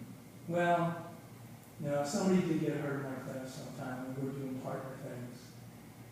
And I was like very clear on what to do. Nonetheless, one person was helping another person and let go. And the person fell and got hurt. But what I do know is a place where I teach, another of the teachers was in headstand. He wouldn't let them go to the wall. I always teach headstand against the wall until they can come away from me. But there is a line of thought that says, if you learn against the wall, you'll never be able to do it against the wall. You've heard that. That's bullshit. And you can learn against the wall and then go away from the wall, I think. But this other teacher had been trained, never let them go to the wall. And a student who I knew, but in this other class, fell out of a headstand and broke her leg. That was very gruesome. It was like a serious, in a cast. Year-long recovery injury. Yeah, well, because I wasn't there, but here's what I imagine happened. I imagine that instead of, here's how you should go up in headstand, right? You should go up when you're learning. So in handstand we kick up, but not in headstand. So a headstand's different. So in headstand, it's more like, get to this position, right? And then this position, and then this position. So there's no kicking there. But what I imagined happened in that class was the woman was in the middle of the room, and she kicked up, and then just kept going. Right? And then when you start to fall over, you start kicking around and stuff. So,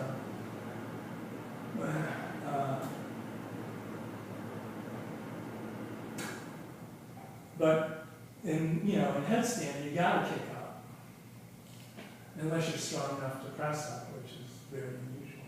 Some people do. All right. So I guess speaking of headstand. So, anybody never done headstand? Everybody has done headstand? On the wall, yeah, that's the wall. Yeah, sure. Okay, Shirshasana 1. So this one, that's me. How do you, when you close your, Okay. Okay. So here, I'll show you the way I was trained with the hands, okay? So come over here. So, getting close. So when I was trained, and I still think it's the best, is not all the way open, not all the way closed, but like you got a tennis ball, like you're cupping a tennis ball. Yeah. And then the key, which, you know, we develop habits, and then their habits are very difficult to break. But the key is to get the wrist grounded. So when I'm teaching people from the beginning, I teach them against the wall. So go ahead, get against the wall. Have your elbows shoulder width apart. And then just pull your little finger slightly off the wall and press your wrists into the wall. So you can do that, or sometimes people tuck their little finger into the center. Or you can just pull your wrist slightly off the wall. Pull your little finger slightly off the wall. And then like press like you're karate chopping your wrist into the wall. And make your forearms engage. So some of you got your palms all the way together, or you could open it a little bit like a horseshoe, or cupping a tennis ball. But the foundation is going to be both the arms and the head. All right, so go ahead on the floor if you're doing headstand today. Give it a go.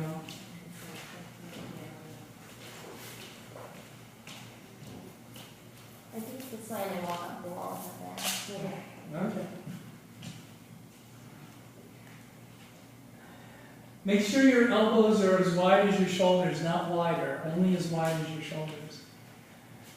And then try to go up that without kicking, you know, go up in stages.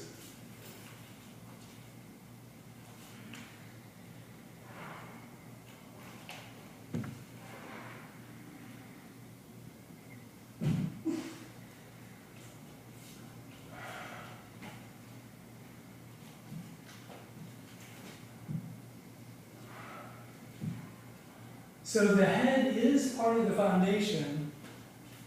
From the mouth, root right down through the crown of your head. Move your shoulder blades away from the ground towards the ceiling.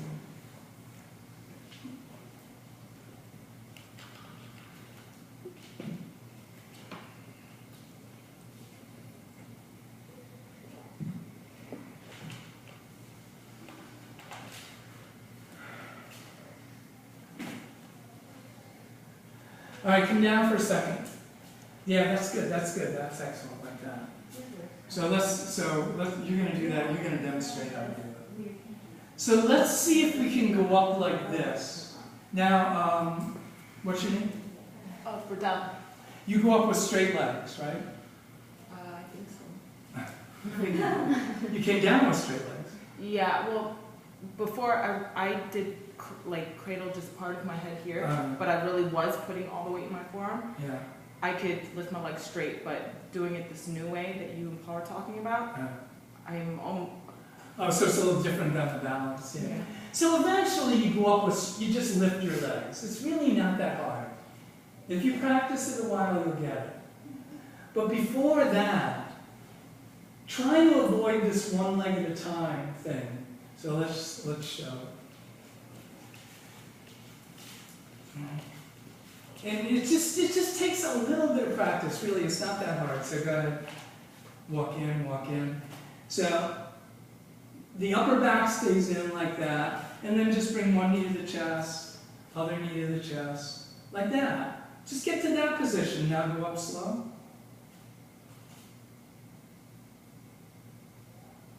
Yeah. Yeah. So it was perfect, right? And then at the end, she just lost the balance a little bit. But see if you can do that. Bring one knee. You gotta get your butt up. Tip your butt up. Bring one knee in, bring the other knee, and get to that position like she just did. Palms closed or are palms open? Well, you know, look, I realize if you're used to doing one thing, it's hard to change, but that's the way I do it.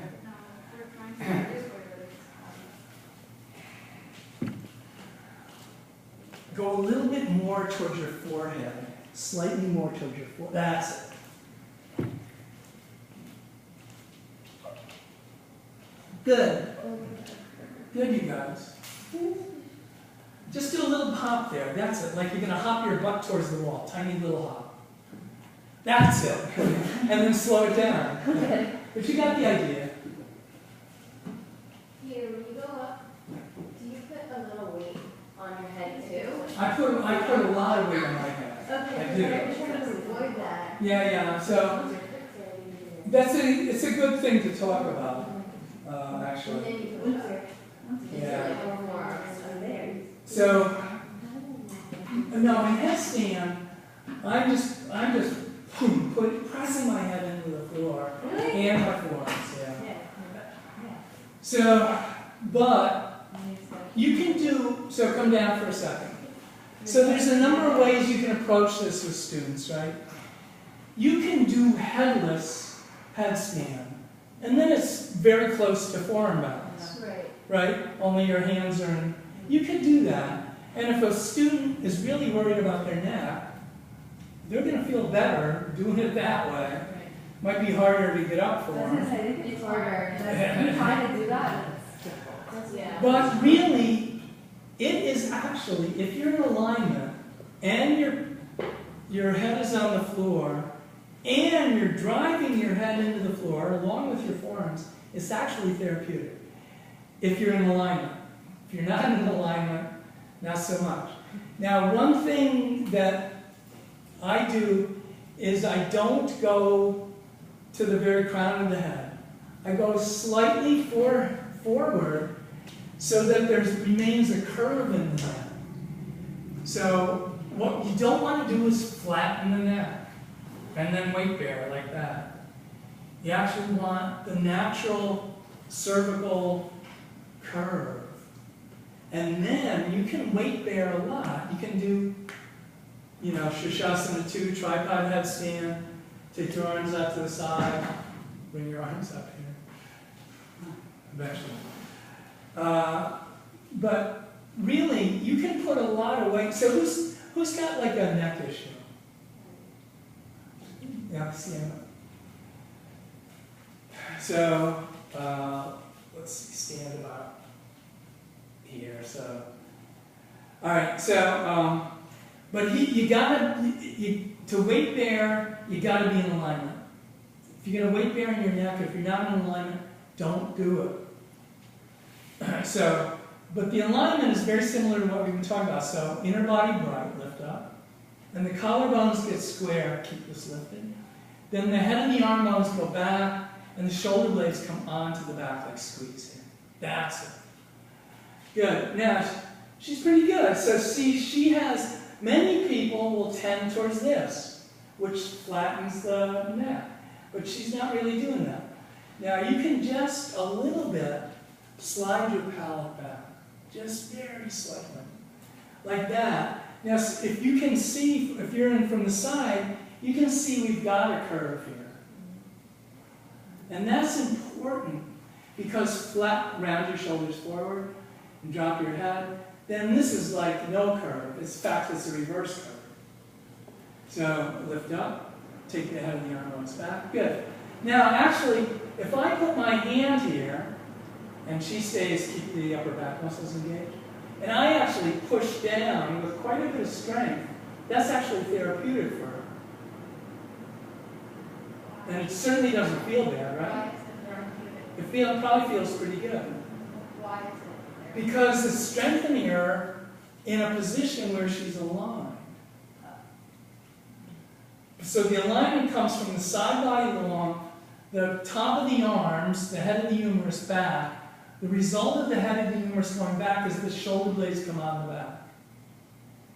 And then, It's not just compression, it's now we'll see, now she pushes up against me. So it's both muscular energy drawing in and organic energies. So push up into it without dropping your chin. Yeah. Now, if you could learn to do headstand like that, it would actually be good for you. But if you're, if you're wobbly, if you're not stable, then, there's no hurry to do that. Right? So here's what I'm thinking.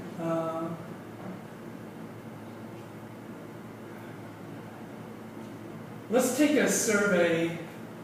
So here's a neck. Raise your hand again, the wrist people. Okay. Anybody got knees? Some people qualify for all of the above. All right. Shoulders? Shoulder injuries? Yeah. I think I'm getting Yeah. All right, so we'll do just a little bit more, then we'll switch it over and we'll make it, well, I'll treat you like individually with therapy and we can all learn. So for now, lie on your back, we'll do Setu Bandha, bridge pose.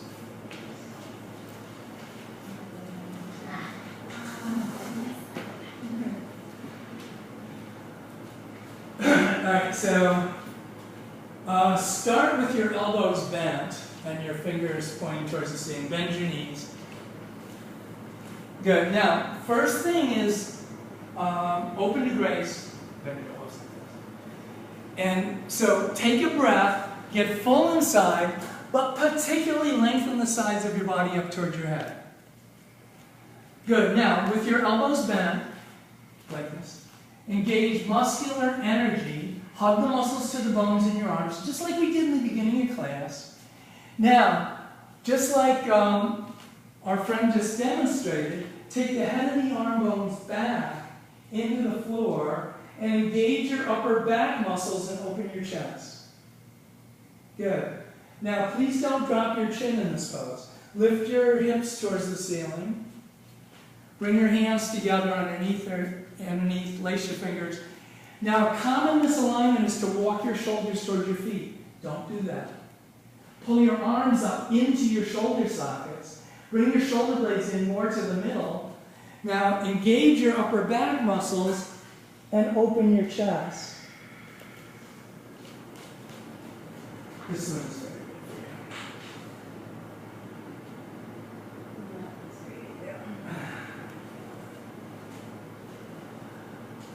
Good, and separate your hands and come down.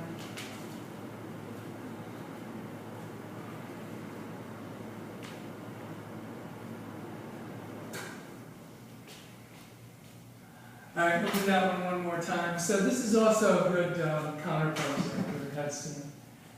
So bend your elbows, engage your arms, lift your hips, bring your hands together, walk your shoulders in, come up on your shoulders. Go ahead, bring your hands together. Good.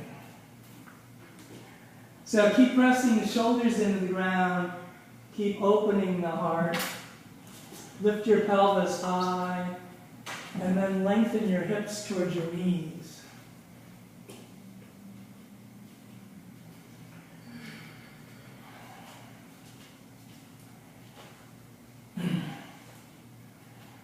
Good. Separate your hands and come down.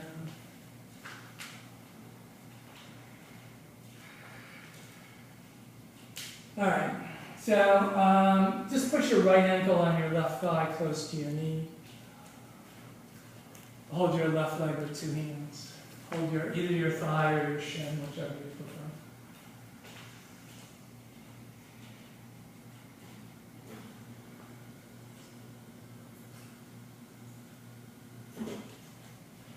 prefer. Keep your feet active, spread your toes, spread open the soles of your feet. Open up your right hip.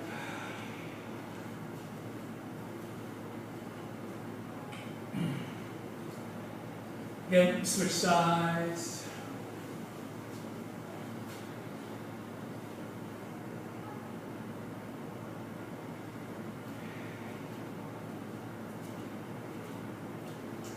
Keep your right knee wide to the right and your left knee wide to the left as you do it. You could broaden your knees a little bit. Push towards the knee. That's it.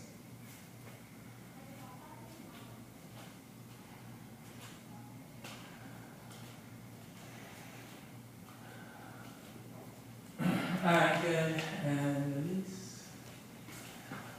All right, come to stand and take standing forward bend. That'll be all right, I suppose. But to us and standing forward bend.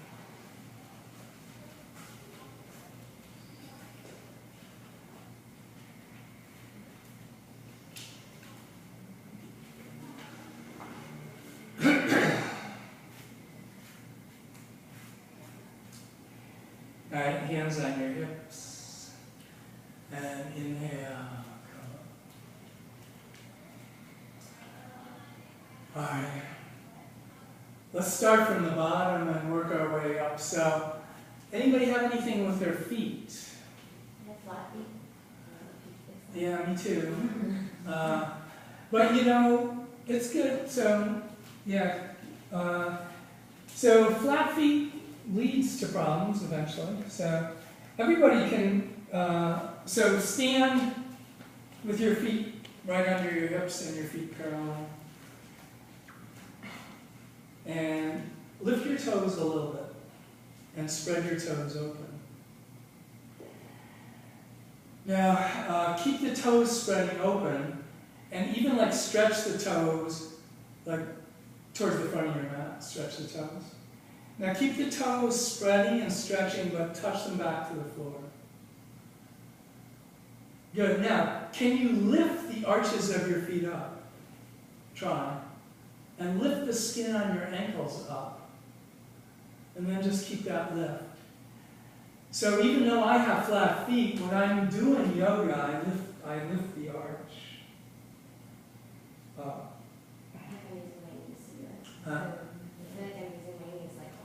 Your knee, the rest of your leg will engage when you do that. Yeah.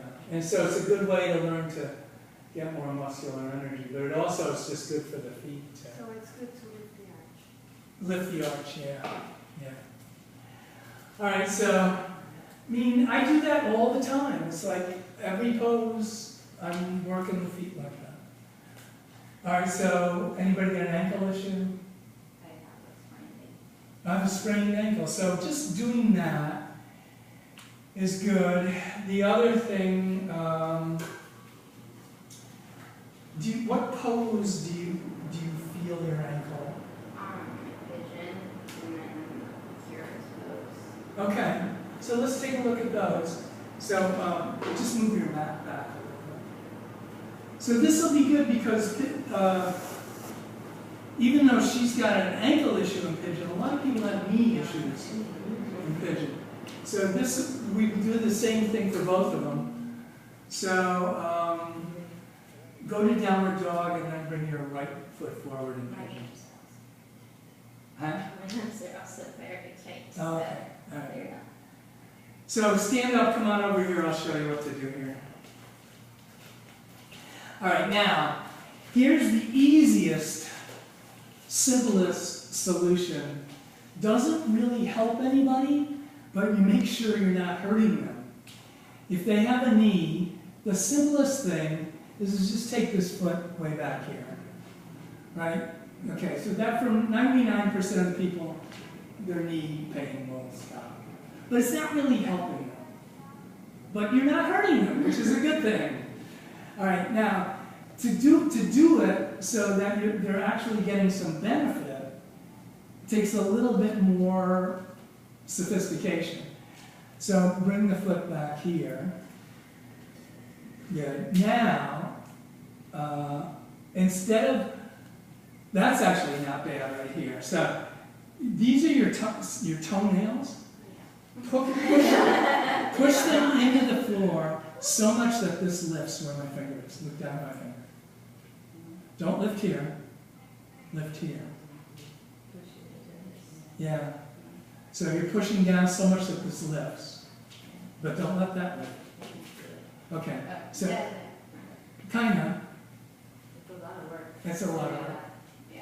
All right, now we can make it that's, we can do it a little bit. Here's another one. So flex this foot. I'm going to move it for you. So you come onto the outside edge of the foot. So here, let me show you. So it'll be like this. Like that. Yeah, That'll help your knee yeah, get better? yeah. So now her ankle is way off the ground. And so this is, and her able, so right now her ankle is not being torqued at all. It feels okay. Yeah. So her ankle is actually being strengthened, and this is also good for the knee. With just flexing the foot. It's flexing and then lifting the outside of the ankle off. Now the tricky thing about this is you have to be fairly open in the hips to get to this position. That's why I tried to start with the toenails on the floor. Toenails on the floor is for people who are not quite as open in the hips, but she's fine with that. So you guys with knee issues, have you tried this one? Well, I just did it, and it was surprisingly, like, it didn't hurt my leg. Yeah. So this is good for your knee. So it's, at the very least, it's not going to hurt your knee, and it's going to help you open your hips, which will have a beneficial effect on your knee. Should you do this like every day? My hips are so tight. Yeah, sure, I mean, sure. Is this like the best? I mean, if for the external rotators, it's up there. Yeah. So you may not be able to come down, your torso is low because of... Yeah, no, so that's right. So, but eventually you will. But it's just, they'll be even. You won't be on one side and tip to one side. So could you use a block even? I don't use blocks, I'll tell you why, because then if you're on a block, you tend to let go of your muscles and let the block support. You want the muscles to be working. Now, the only time I'll put a block under a student's hip in that pose is if they just can't engage their muscles.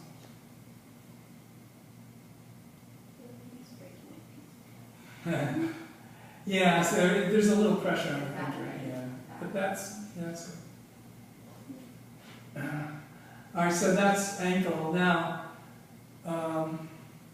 what was the other pose? Virasana, yeah. I think that's probably. Yeah, so you can, you can sit up, you can put a rolled up washcloth under here.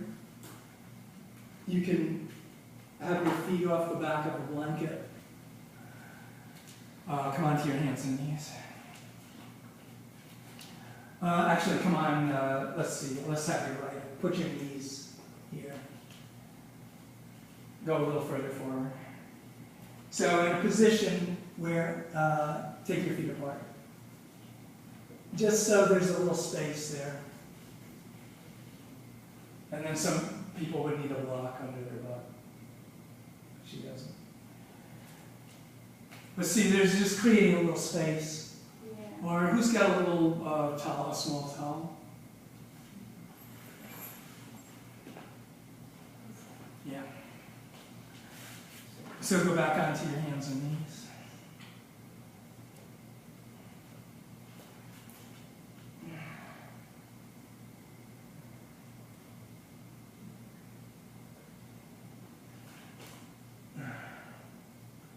Look at that.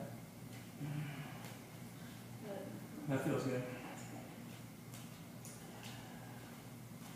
Right.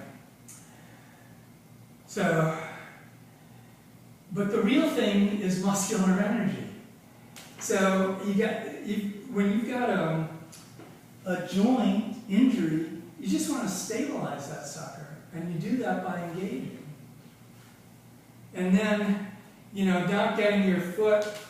So this is the worst thing you can do with your foot. It's called sickling. So if you're like in Virasana and you let the foot just sickle, what happens is the shins bow out and you lose strength. So it's better to actually have the feet slightly turned out than sickled in. Alright, so ankles working our way up to knees, and you stand up, everybody. So there's one specialized alignment trick that is so good for your knees. And we have a shorthand name for it. We call it shins in.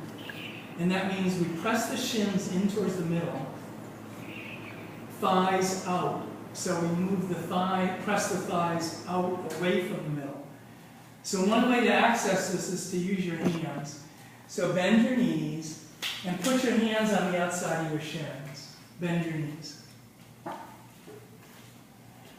So hands right on the outside of your legs in the thickest, meatiest part of your shins. So be fairly high. Now with your hands, literally push your shins towards each other. Good. Now, using the muscles in your legs, press your thighs away from the middle, out. So like your knees go away from each other.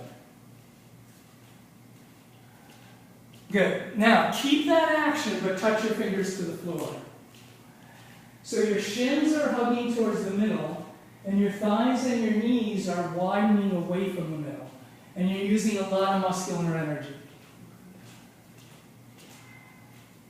Touch the floor now. Do it. Yeah. Make your knees go slightly wider apart. That's it. But your shins hug in, your knees widen. All right, good. Now put your hands on your hips. Shoulders back, and inhale, come up. So that's about the most therapeutic thing you can do for your knees. Now, what happens is we get in all different positions in a yoga class, and it's not apparent to us how to do that in different positions. But we can show you. So,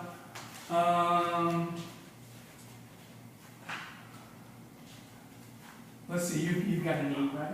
Any problem? More shoulder. More shoulder? I did. Okay. So come on over here.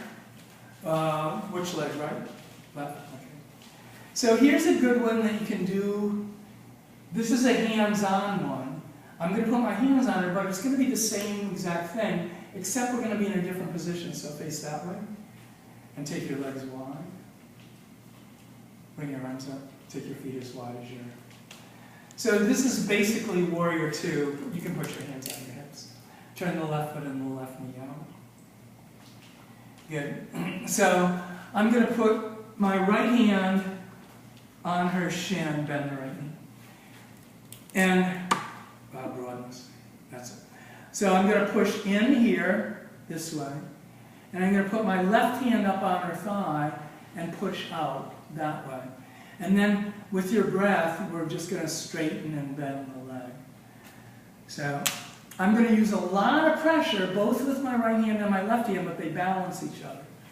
So straighten and bend. Straighten and bend. Straighten and bend. Good. All right, slowly straighten. All right, so that felt pretty solid. It felt good, right? So there was no clicking or popping or any. What is it? The meniscus? I don't know. Where do you feel? I heard it in Philotis, so it's in my kneecap. What if there's squeaking? Huh? What if there's squeaking? Well, clicking can sometimes be that there's either the tendon is going over the bone, or sometimes there can be the meniscus can be torn and there's a catch. I have been squeaking. Oh. But I recovered from tendinitis. I don't know how it's called. Tendinitis? Yeah. Do you have pain in your knee? I went to therapy and everything like for 3 years. Do you have pain in your knee? No. But since that. Okay, so what I would do is underneath. I think fish oil It is takes forever since I got injured, Yeah. but I have no more pain. But I wonder sometimes sometimes if it's something. Well, I would try not to, I would try to do things without clicking.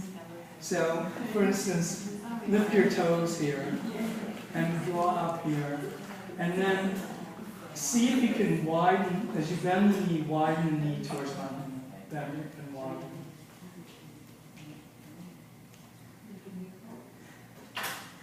Yeah, so be really steady.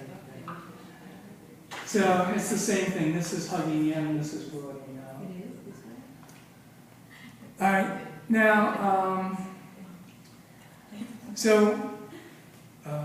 besides like pigeon, what other poses hurt your knee? It's really just pigeon or lotus. Or lotus, yeah. Does Malasana not hurt your knee? No, because my lips are, my hips are too close to actually. Who else has got a knee? Okay. What poses do you feel? Pigeon. Mine's all on the outside. I don't know exactly what it is. Yeah. Many So years when ago. we did you do pigeon when, and did that feel different? Yeah. Yeah. I had someone else tell me to try and keep this bone up. Right. It's hard to do. Right, but you get used to it. Yeah. And plus you get motivated when you're injured. It's good motivation. Well, this is hard, but it's better than feeling pain. Yeah. And a lot of times I'll just keep it further back, like you said. At Yeah. first, but So no, I tore my meniscus. It was dumb things. Teachers do dumb things. I do dumb things. But it was in a class where I had no business trying to do what I did, and you know, I wasn't warmed up, and I put my foot behind my head, and it was like that. It was like, I thought, oh man, I really screwed myself up this time. And so I couldn't get anywhere near, for 6 months, I couldn't get anywhere near Lotus, you know. And I was just like, you know how you go through the stages of denial and grief and all that stuff. So I finally got to like acceptance. I can live without doing full Lotus for the rest of my life. It's okay. But then I just, you know, I got some more information and I started working the foot like that, and particularly doing pigeon with the foot like that. And it got better. It's like, no, you know, and really, if you go to an orthopedic guy and you've got a pretty torn meniscus, they'll tell you there's nothing you can do except surgery. But it's not true. It's not true. Even things that supposedly don't heal can heal. And you know, the things that don't heal are the ones where, like rotator cuff, because what they say is that you just don't get enough blood supply to that area. Or meniscus. You don't get enough blood supply, and that's the reason that those areas don't heal. But they can heal. They can heal with yoga if you're in alignment. All right, are we done with knees, or does somebody else want to? Me, it hurts when I do trikonasana. Okay, so take your feet wider apart. Can I have a block? All right, now this is just another application of muscular energy, but it's muscular energy in a specific way. So go into it, and yeah. So good. Come back up. All right. So she doesn't have big hyperextension, but this is hyperextended. So the reason when you can tell somebody's hyperextended is if the shin is going back more than the thigh. So bend your knee a little bit. All right, now squeeze tight and keep your knee in that position. So don't let this jam back and go into triangle. So the pain's gone. Yeah. So it's that simple. One way to learn that is to put a block like that.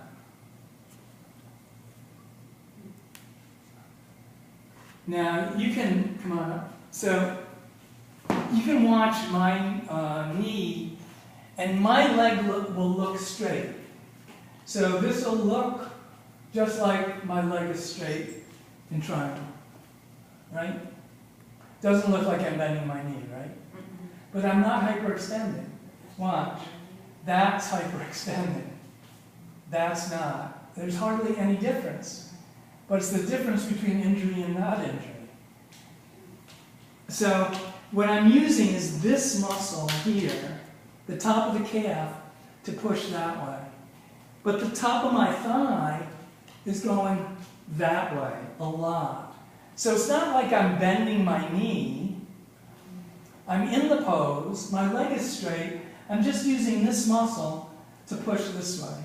Which muscle? So you can feel this muscle at the top of your calf. Yeah, so you look at how she's working, you can see that how much her muscle's protruding there. Perfect. So it's the same in this one? Yeah. Yeah. Oh, and I like the foot and triangle too. Is it, because like I know I used to keep my foot like that and then. It's a good question, and there's differences of opinion on that, but for most people, the back foot just parallel to the back edge, not really turned in. Beginners may be turned in more. How come? Just for after. Well, because you get, if we turn in more, remember I was talking about sickled foot, which is like that? What happens is when your foot turns in a lot, you lose power out here. But you do need, see, the thigh has to turn in. This is highly technical. But just, I can make it simple. You get more power if you don't turn the foot in too much. Oh, okay. Yeah. So keeping it It's parallel. just parallel is with the better. back edge, yeah.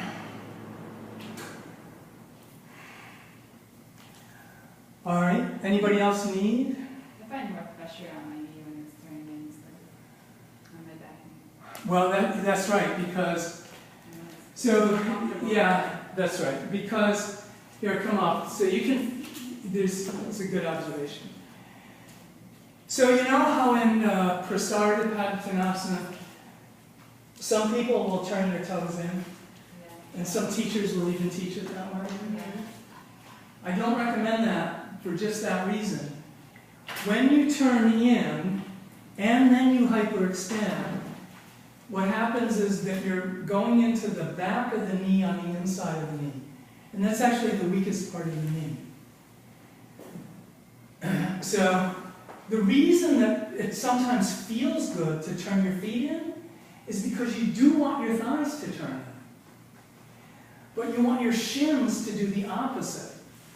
That way you're not going hyperextending into the back inside of the knee. So actually when I do it, if I do this pose, I'm actually turning out here. This is going this way. The outer shins are going back, but the inner thighs are going back. So it's actually doing the opposite. Below the knee is that I'm doing above the knee. And that's why it would feel better. So you're not going into the back, inside the back of the knee. I've always wondered about that because doing it just the way that I have been doing it just really hurts my ankles. What, turned in? I mean, I do it like this, but it just, I don't know. So I would turn my toes out very slightly. In a little bit. Yeah, now go down.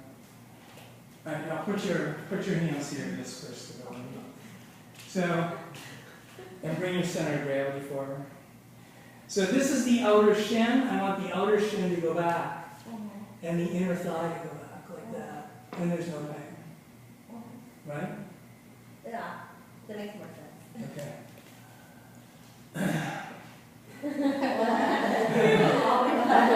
I'm so sorry.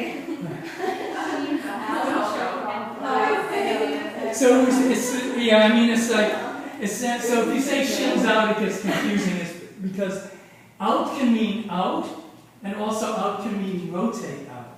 That gets very confusing. So think outer shins back, like that. Here's your outer shin, and inner thighs back, like that. Like pushing. Yeah, pushing back, right? Outer shins and inner thighs, pushing back.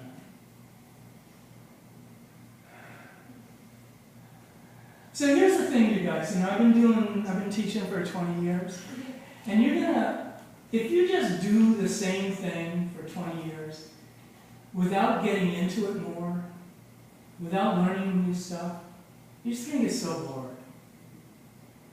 So just keep increasing your knowledge, and learn more stuff, and then it can stay interesting. Otherwise, if it's just Warrior 2 for the next 20 years, inhale, exhale, believe me, you're going to get bored. All right, so working our way up. Anybody got hip issues? Yes, I have. Oh, raise your hand. Good tight hips. How about injured hips? A little impingement, more on the right side, but it could be like a muscular impingement. And it really happens in like a standing split when I'm doing a lot of leg balance. So if I'm like in pyramid, and I'm a twisted pyramid, and I'm a half moon, and then I go to standing split. Yeah, so it's no wonder. So, do you know who Rodney E is? Rodney E is actually probably the richest yoga teacher. He's sold a ton of videos, but he's like a super good teacher. He appears at a lot of the conferences, and if you ever get a chance to study with Rodney E, you should.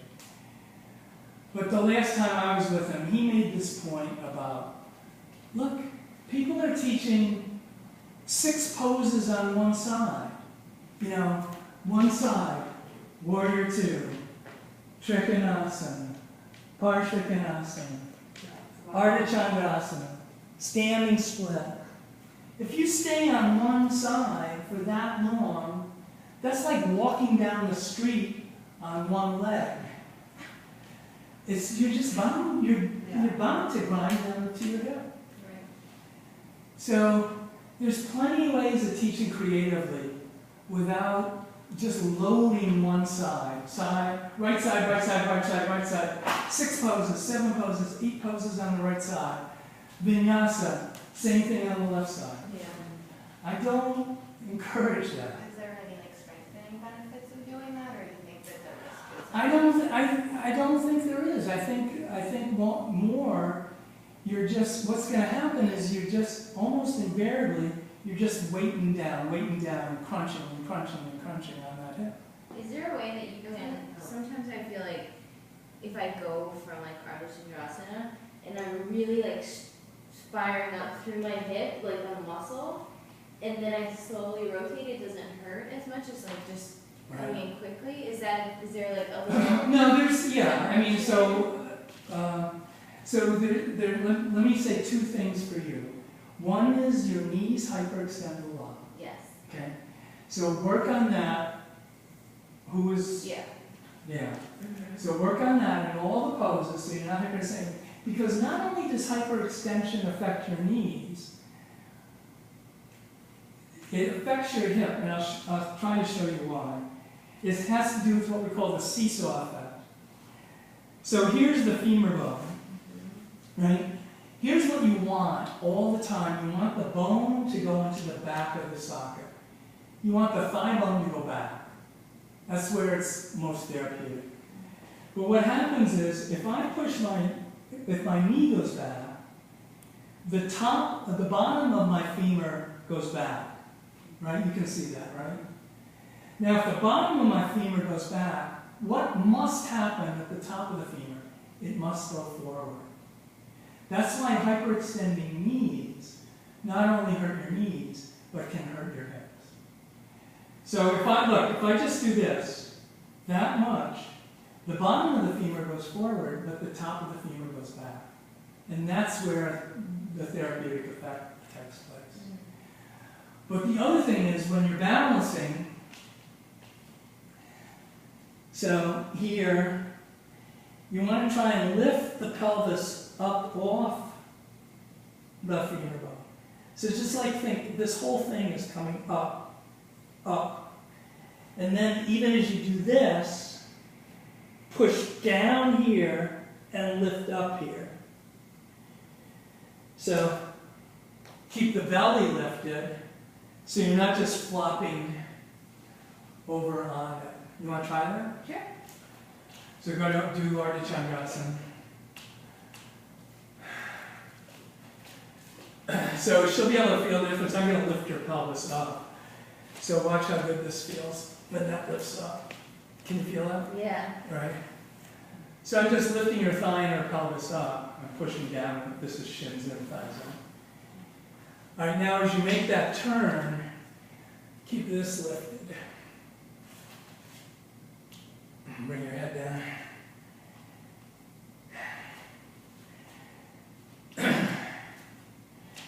Good. So you can feel the difference? Yeah, it's still, so maybe, I don't know if it's like a stretch or if it's a pinch. It feels different than a stretch to me. Yeah, no, if it feels pinchy, it's not that great. Okay. But this one made a difference. Yeah. Because you took me out. Yeah. But you can do that on your own. It's like what I was doing with one hand was pushing your shin down towards the floor, Mm-hmm. and the other hand was lifting your thigh up towards the ceiling. So you can learn to do that. And if you're injured, you'll be motivated. Yeah. I'm going to work on that sitting into Right. standing split. Any other hips? I have a question, like on these poses, with the, how do you, like, decompress from one hip and like engage? So you mean like holding I mean, it I up? can't do Yeah, it, I never but- do that one. But like, I don't know. I suppose there's some value in that pose, but We started doing it and like, I don't know, the teacher said Yeah. I was like lifting with like my hip muscle. And Yeah, that's yeah, why so- I, like, wouldn't go. see, that's what happens is like, this is really, it tends to bind to the hip flexor when you're doing this. So you can put your thumb right in there and then lift it up and feel how tight that is. So the way to, if you're going to do the pose, which I never do, but you kind of keep this energy going down, like, so keep your butt going down. So keep your right buttock going down. This just creates a little bit more space. But you know, I do this pose and this pose, but I don't ordinarily do that pose. Just for that reason, it tends to bind in the front of it. Because we even like that pose though still. Well, with the holding the foot. Yeah. I mean, I. So here, so go ahead, grab your big toe. I don't know where to put it. Come over here, push your hand on her head so she keeps her balance. Push up into her hand. So press this towards the ground.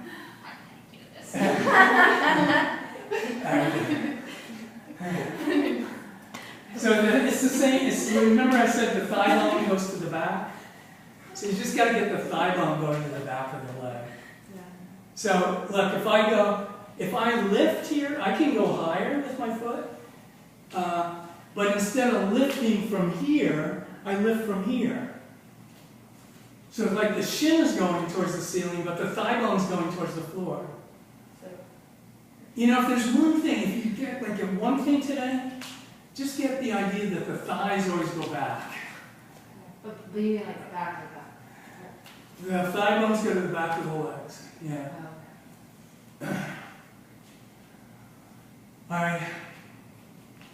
Moving up. Shoulders. Who's got that? Yeah. All right. So there's. In a way, this is simple, but of course, like anything, it can end up being more complicated. Go ahead, Sam. But the basic alignment for shoulders, just like the top of the legs always go back, the tops of the arms always go back. So, 3-step process. Side body long, head of the arm bones back, shoulder blades come onto the back. She can feel her shoulder blades flat on her back now. And then just a little curve in the neck instead of flattening. Now, that's simple enough until you get into weird positions, right? And so where does everybody hurt their shoulder? Chaturanga, upward dog, downward dog. So you got to keep the head of the arm bones back throughout the vinyasa. So if you come to the wall, we'll do chaturanga against the wall. Put your hands waist high. A little lower. So take a breath and make your inner body bright and lift your side body up so your collarbones get square. Up. Good. Now engage your arms, go up a little higher, and take the top of your arms straight back. Now when you took the top of the arms straight back, do you feel your shoulder blades come onto your back? Yes or no? Yes. Yeah. So then you're safe. The shoulder blades come in on the back. It has to be muscular. You have to like engage those muscles.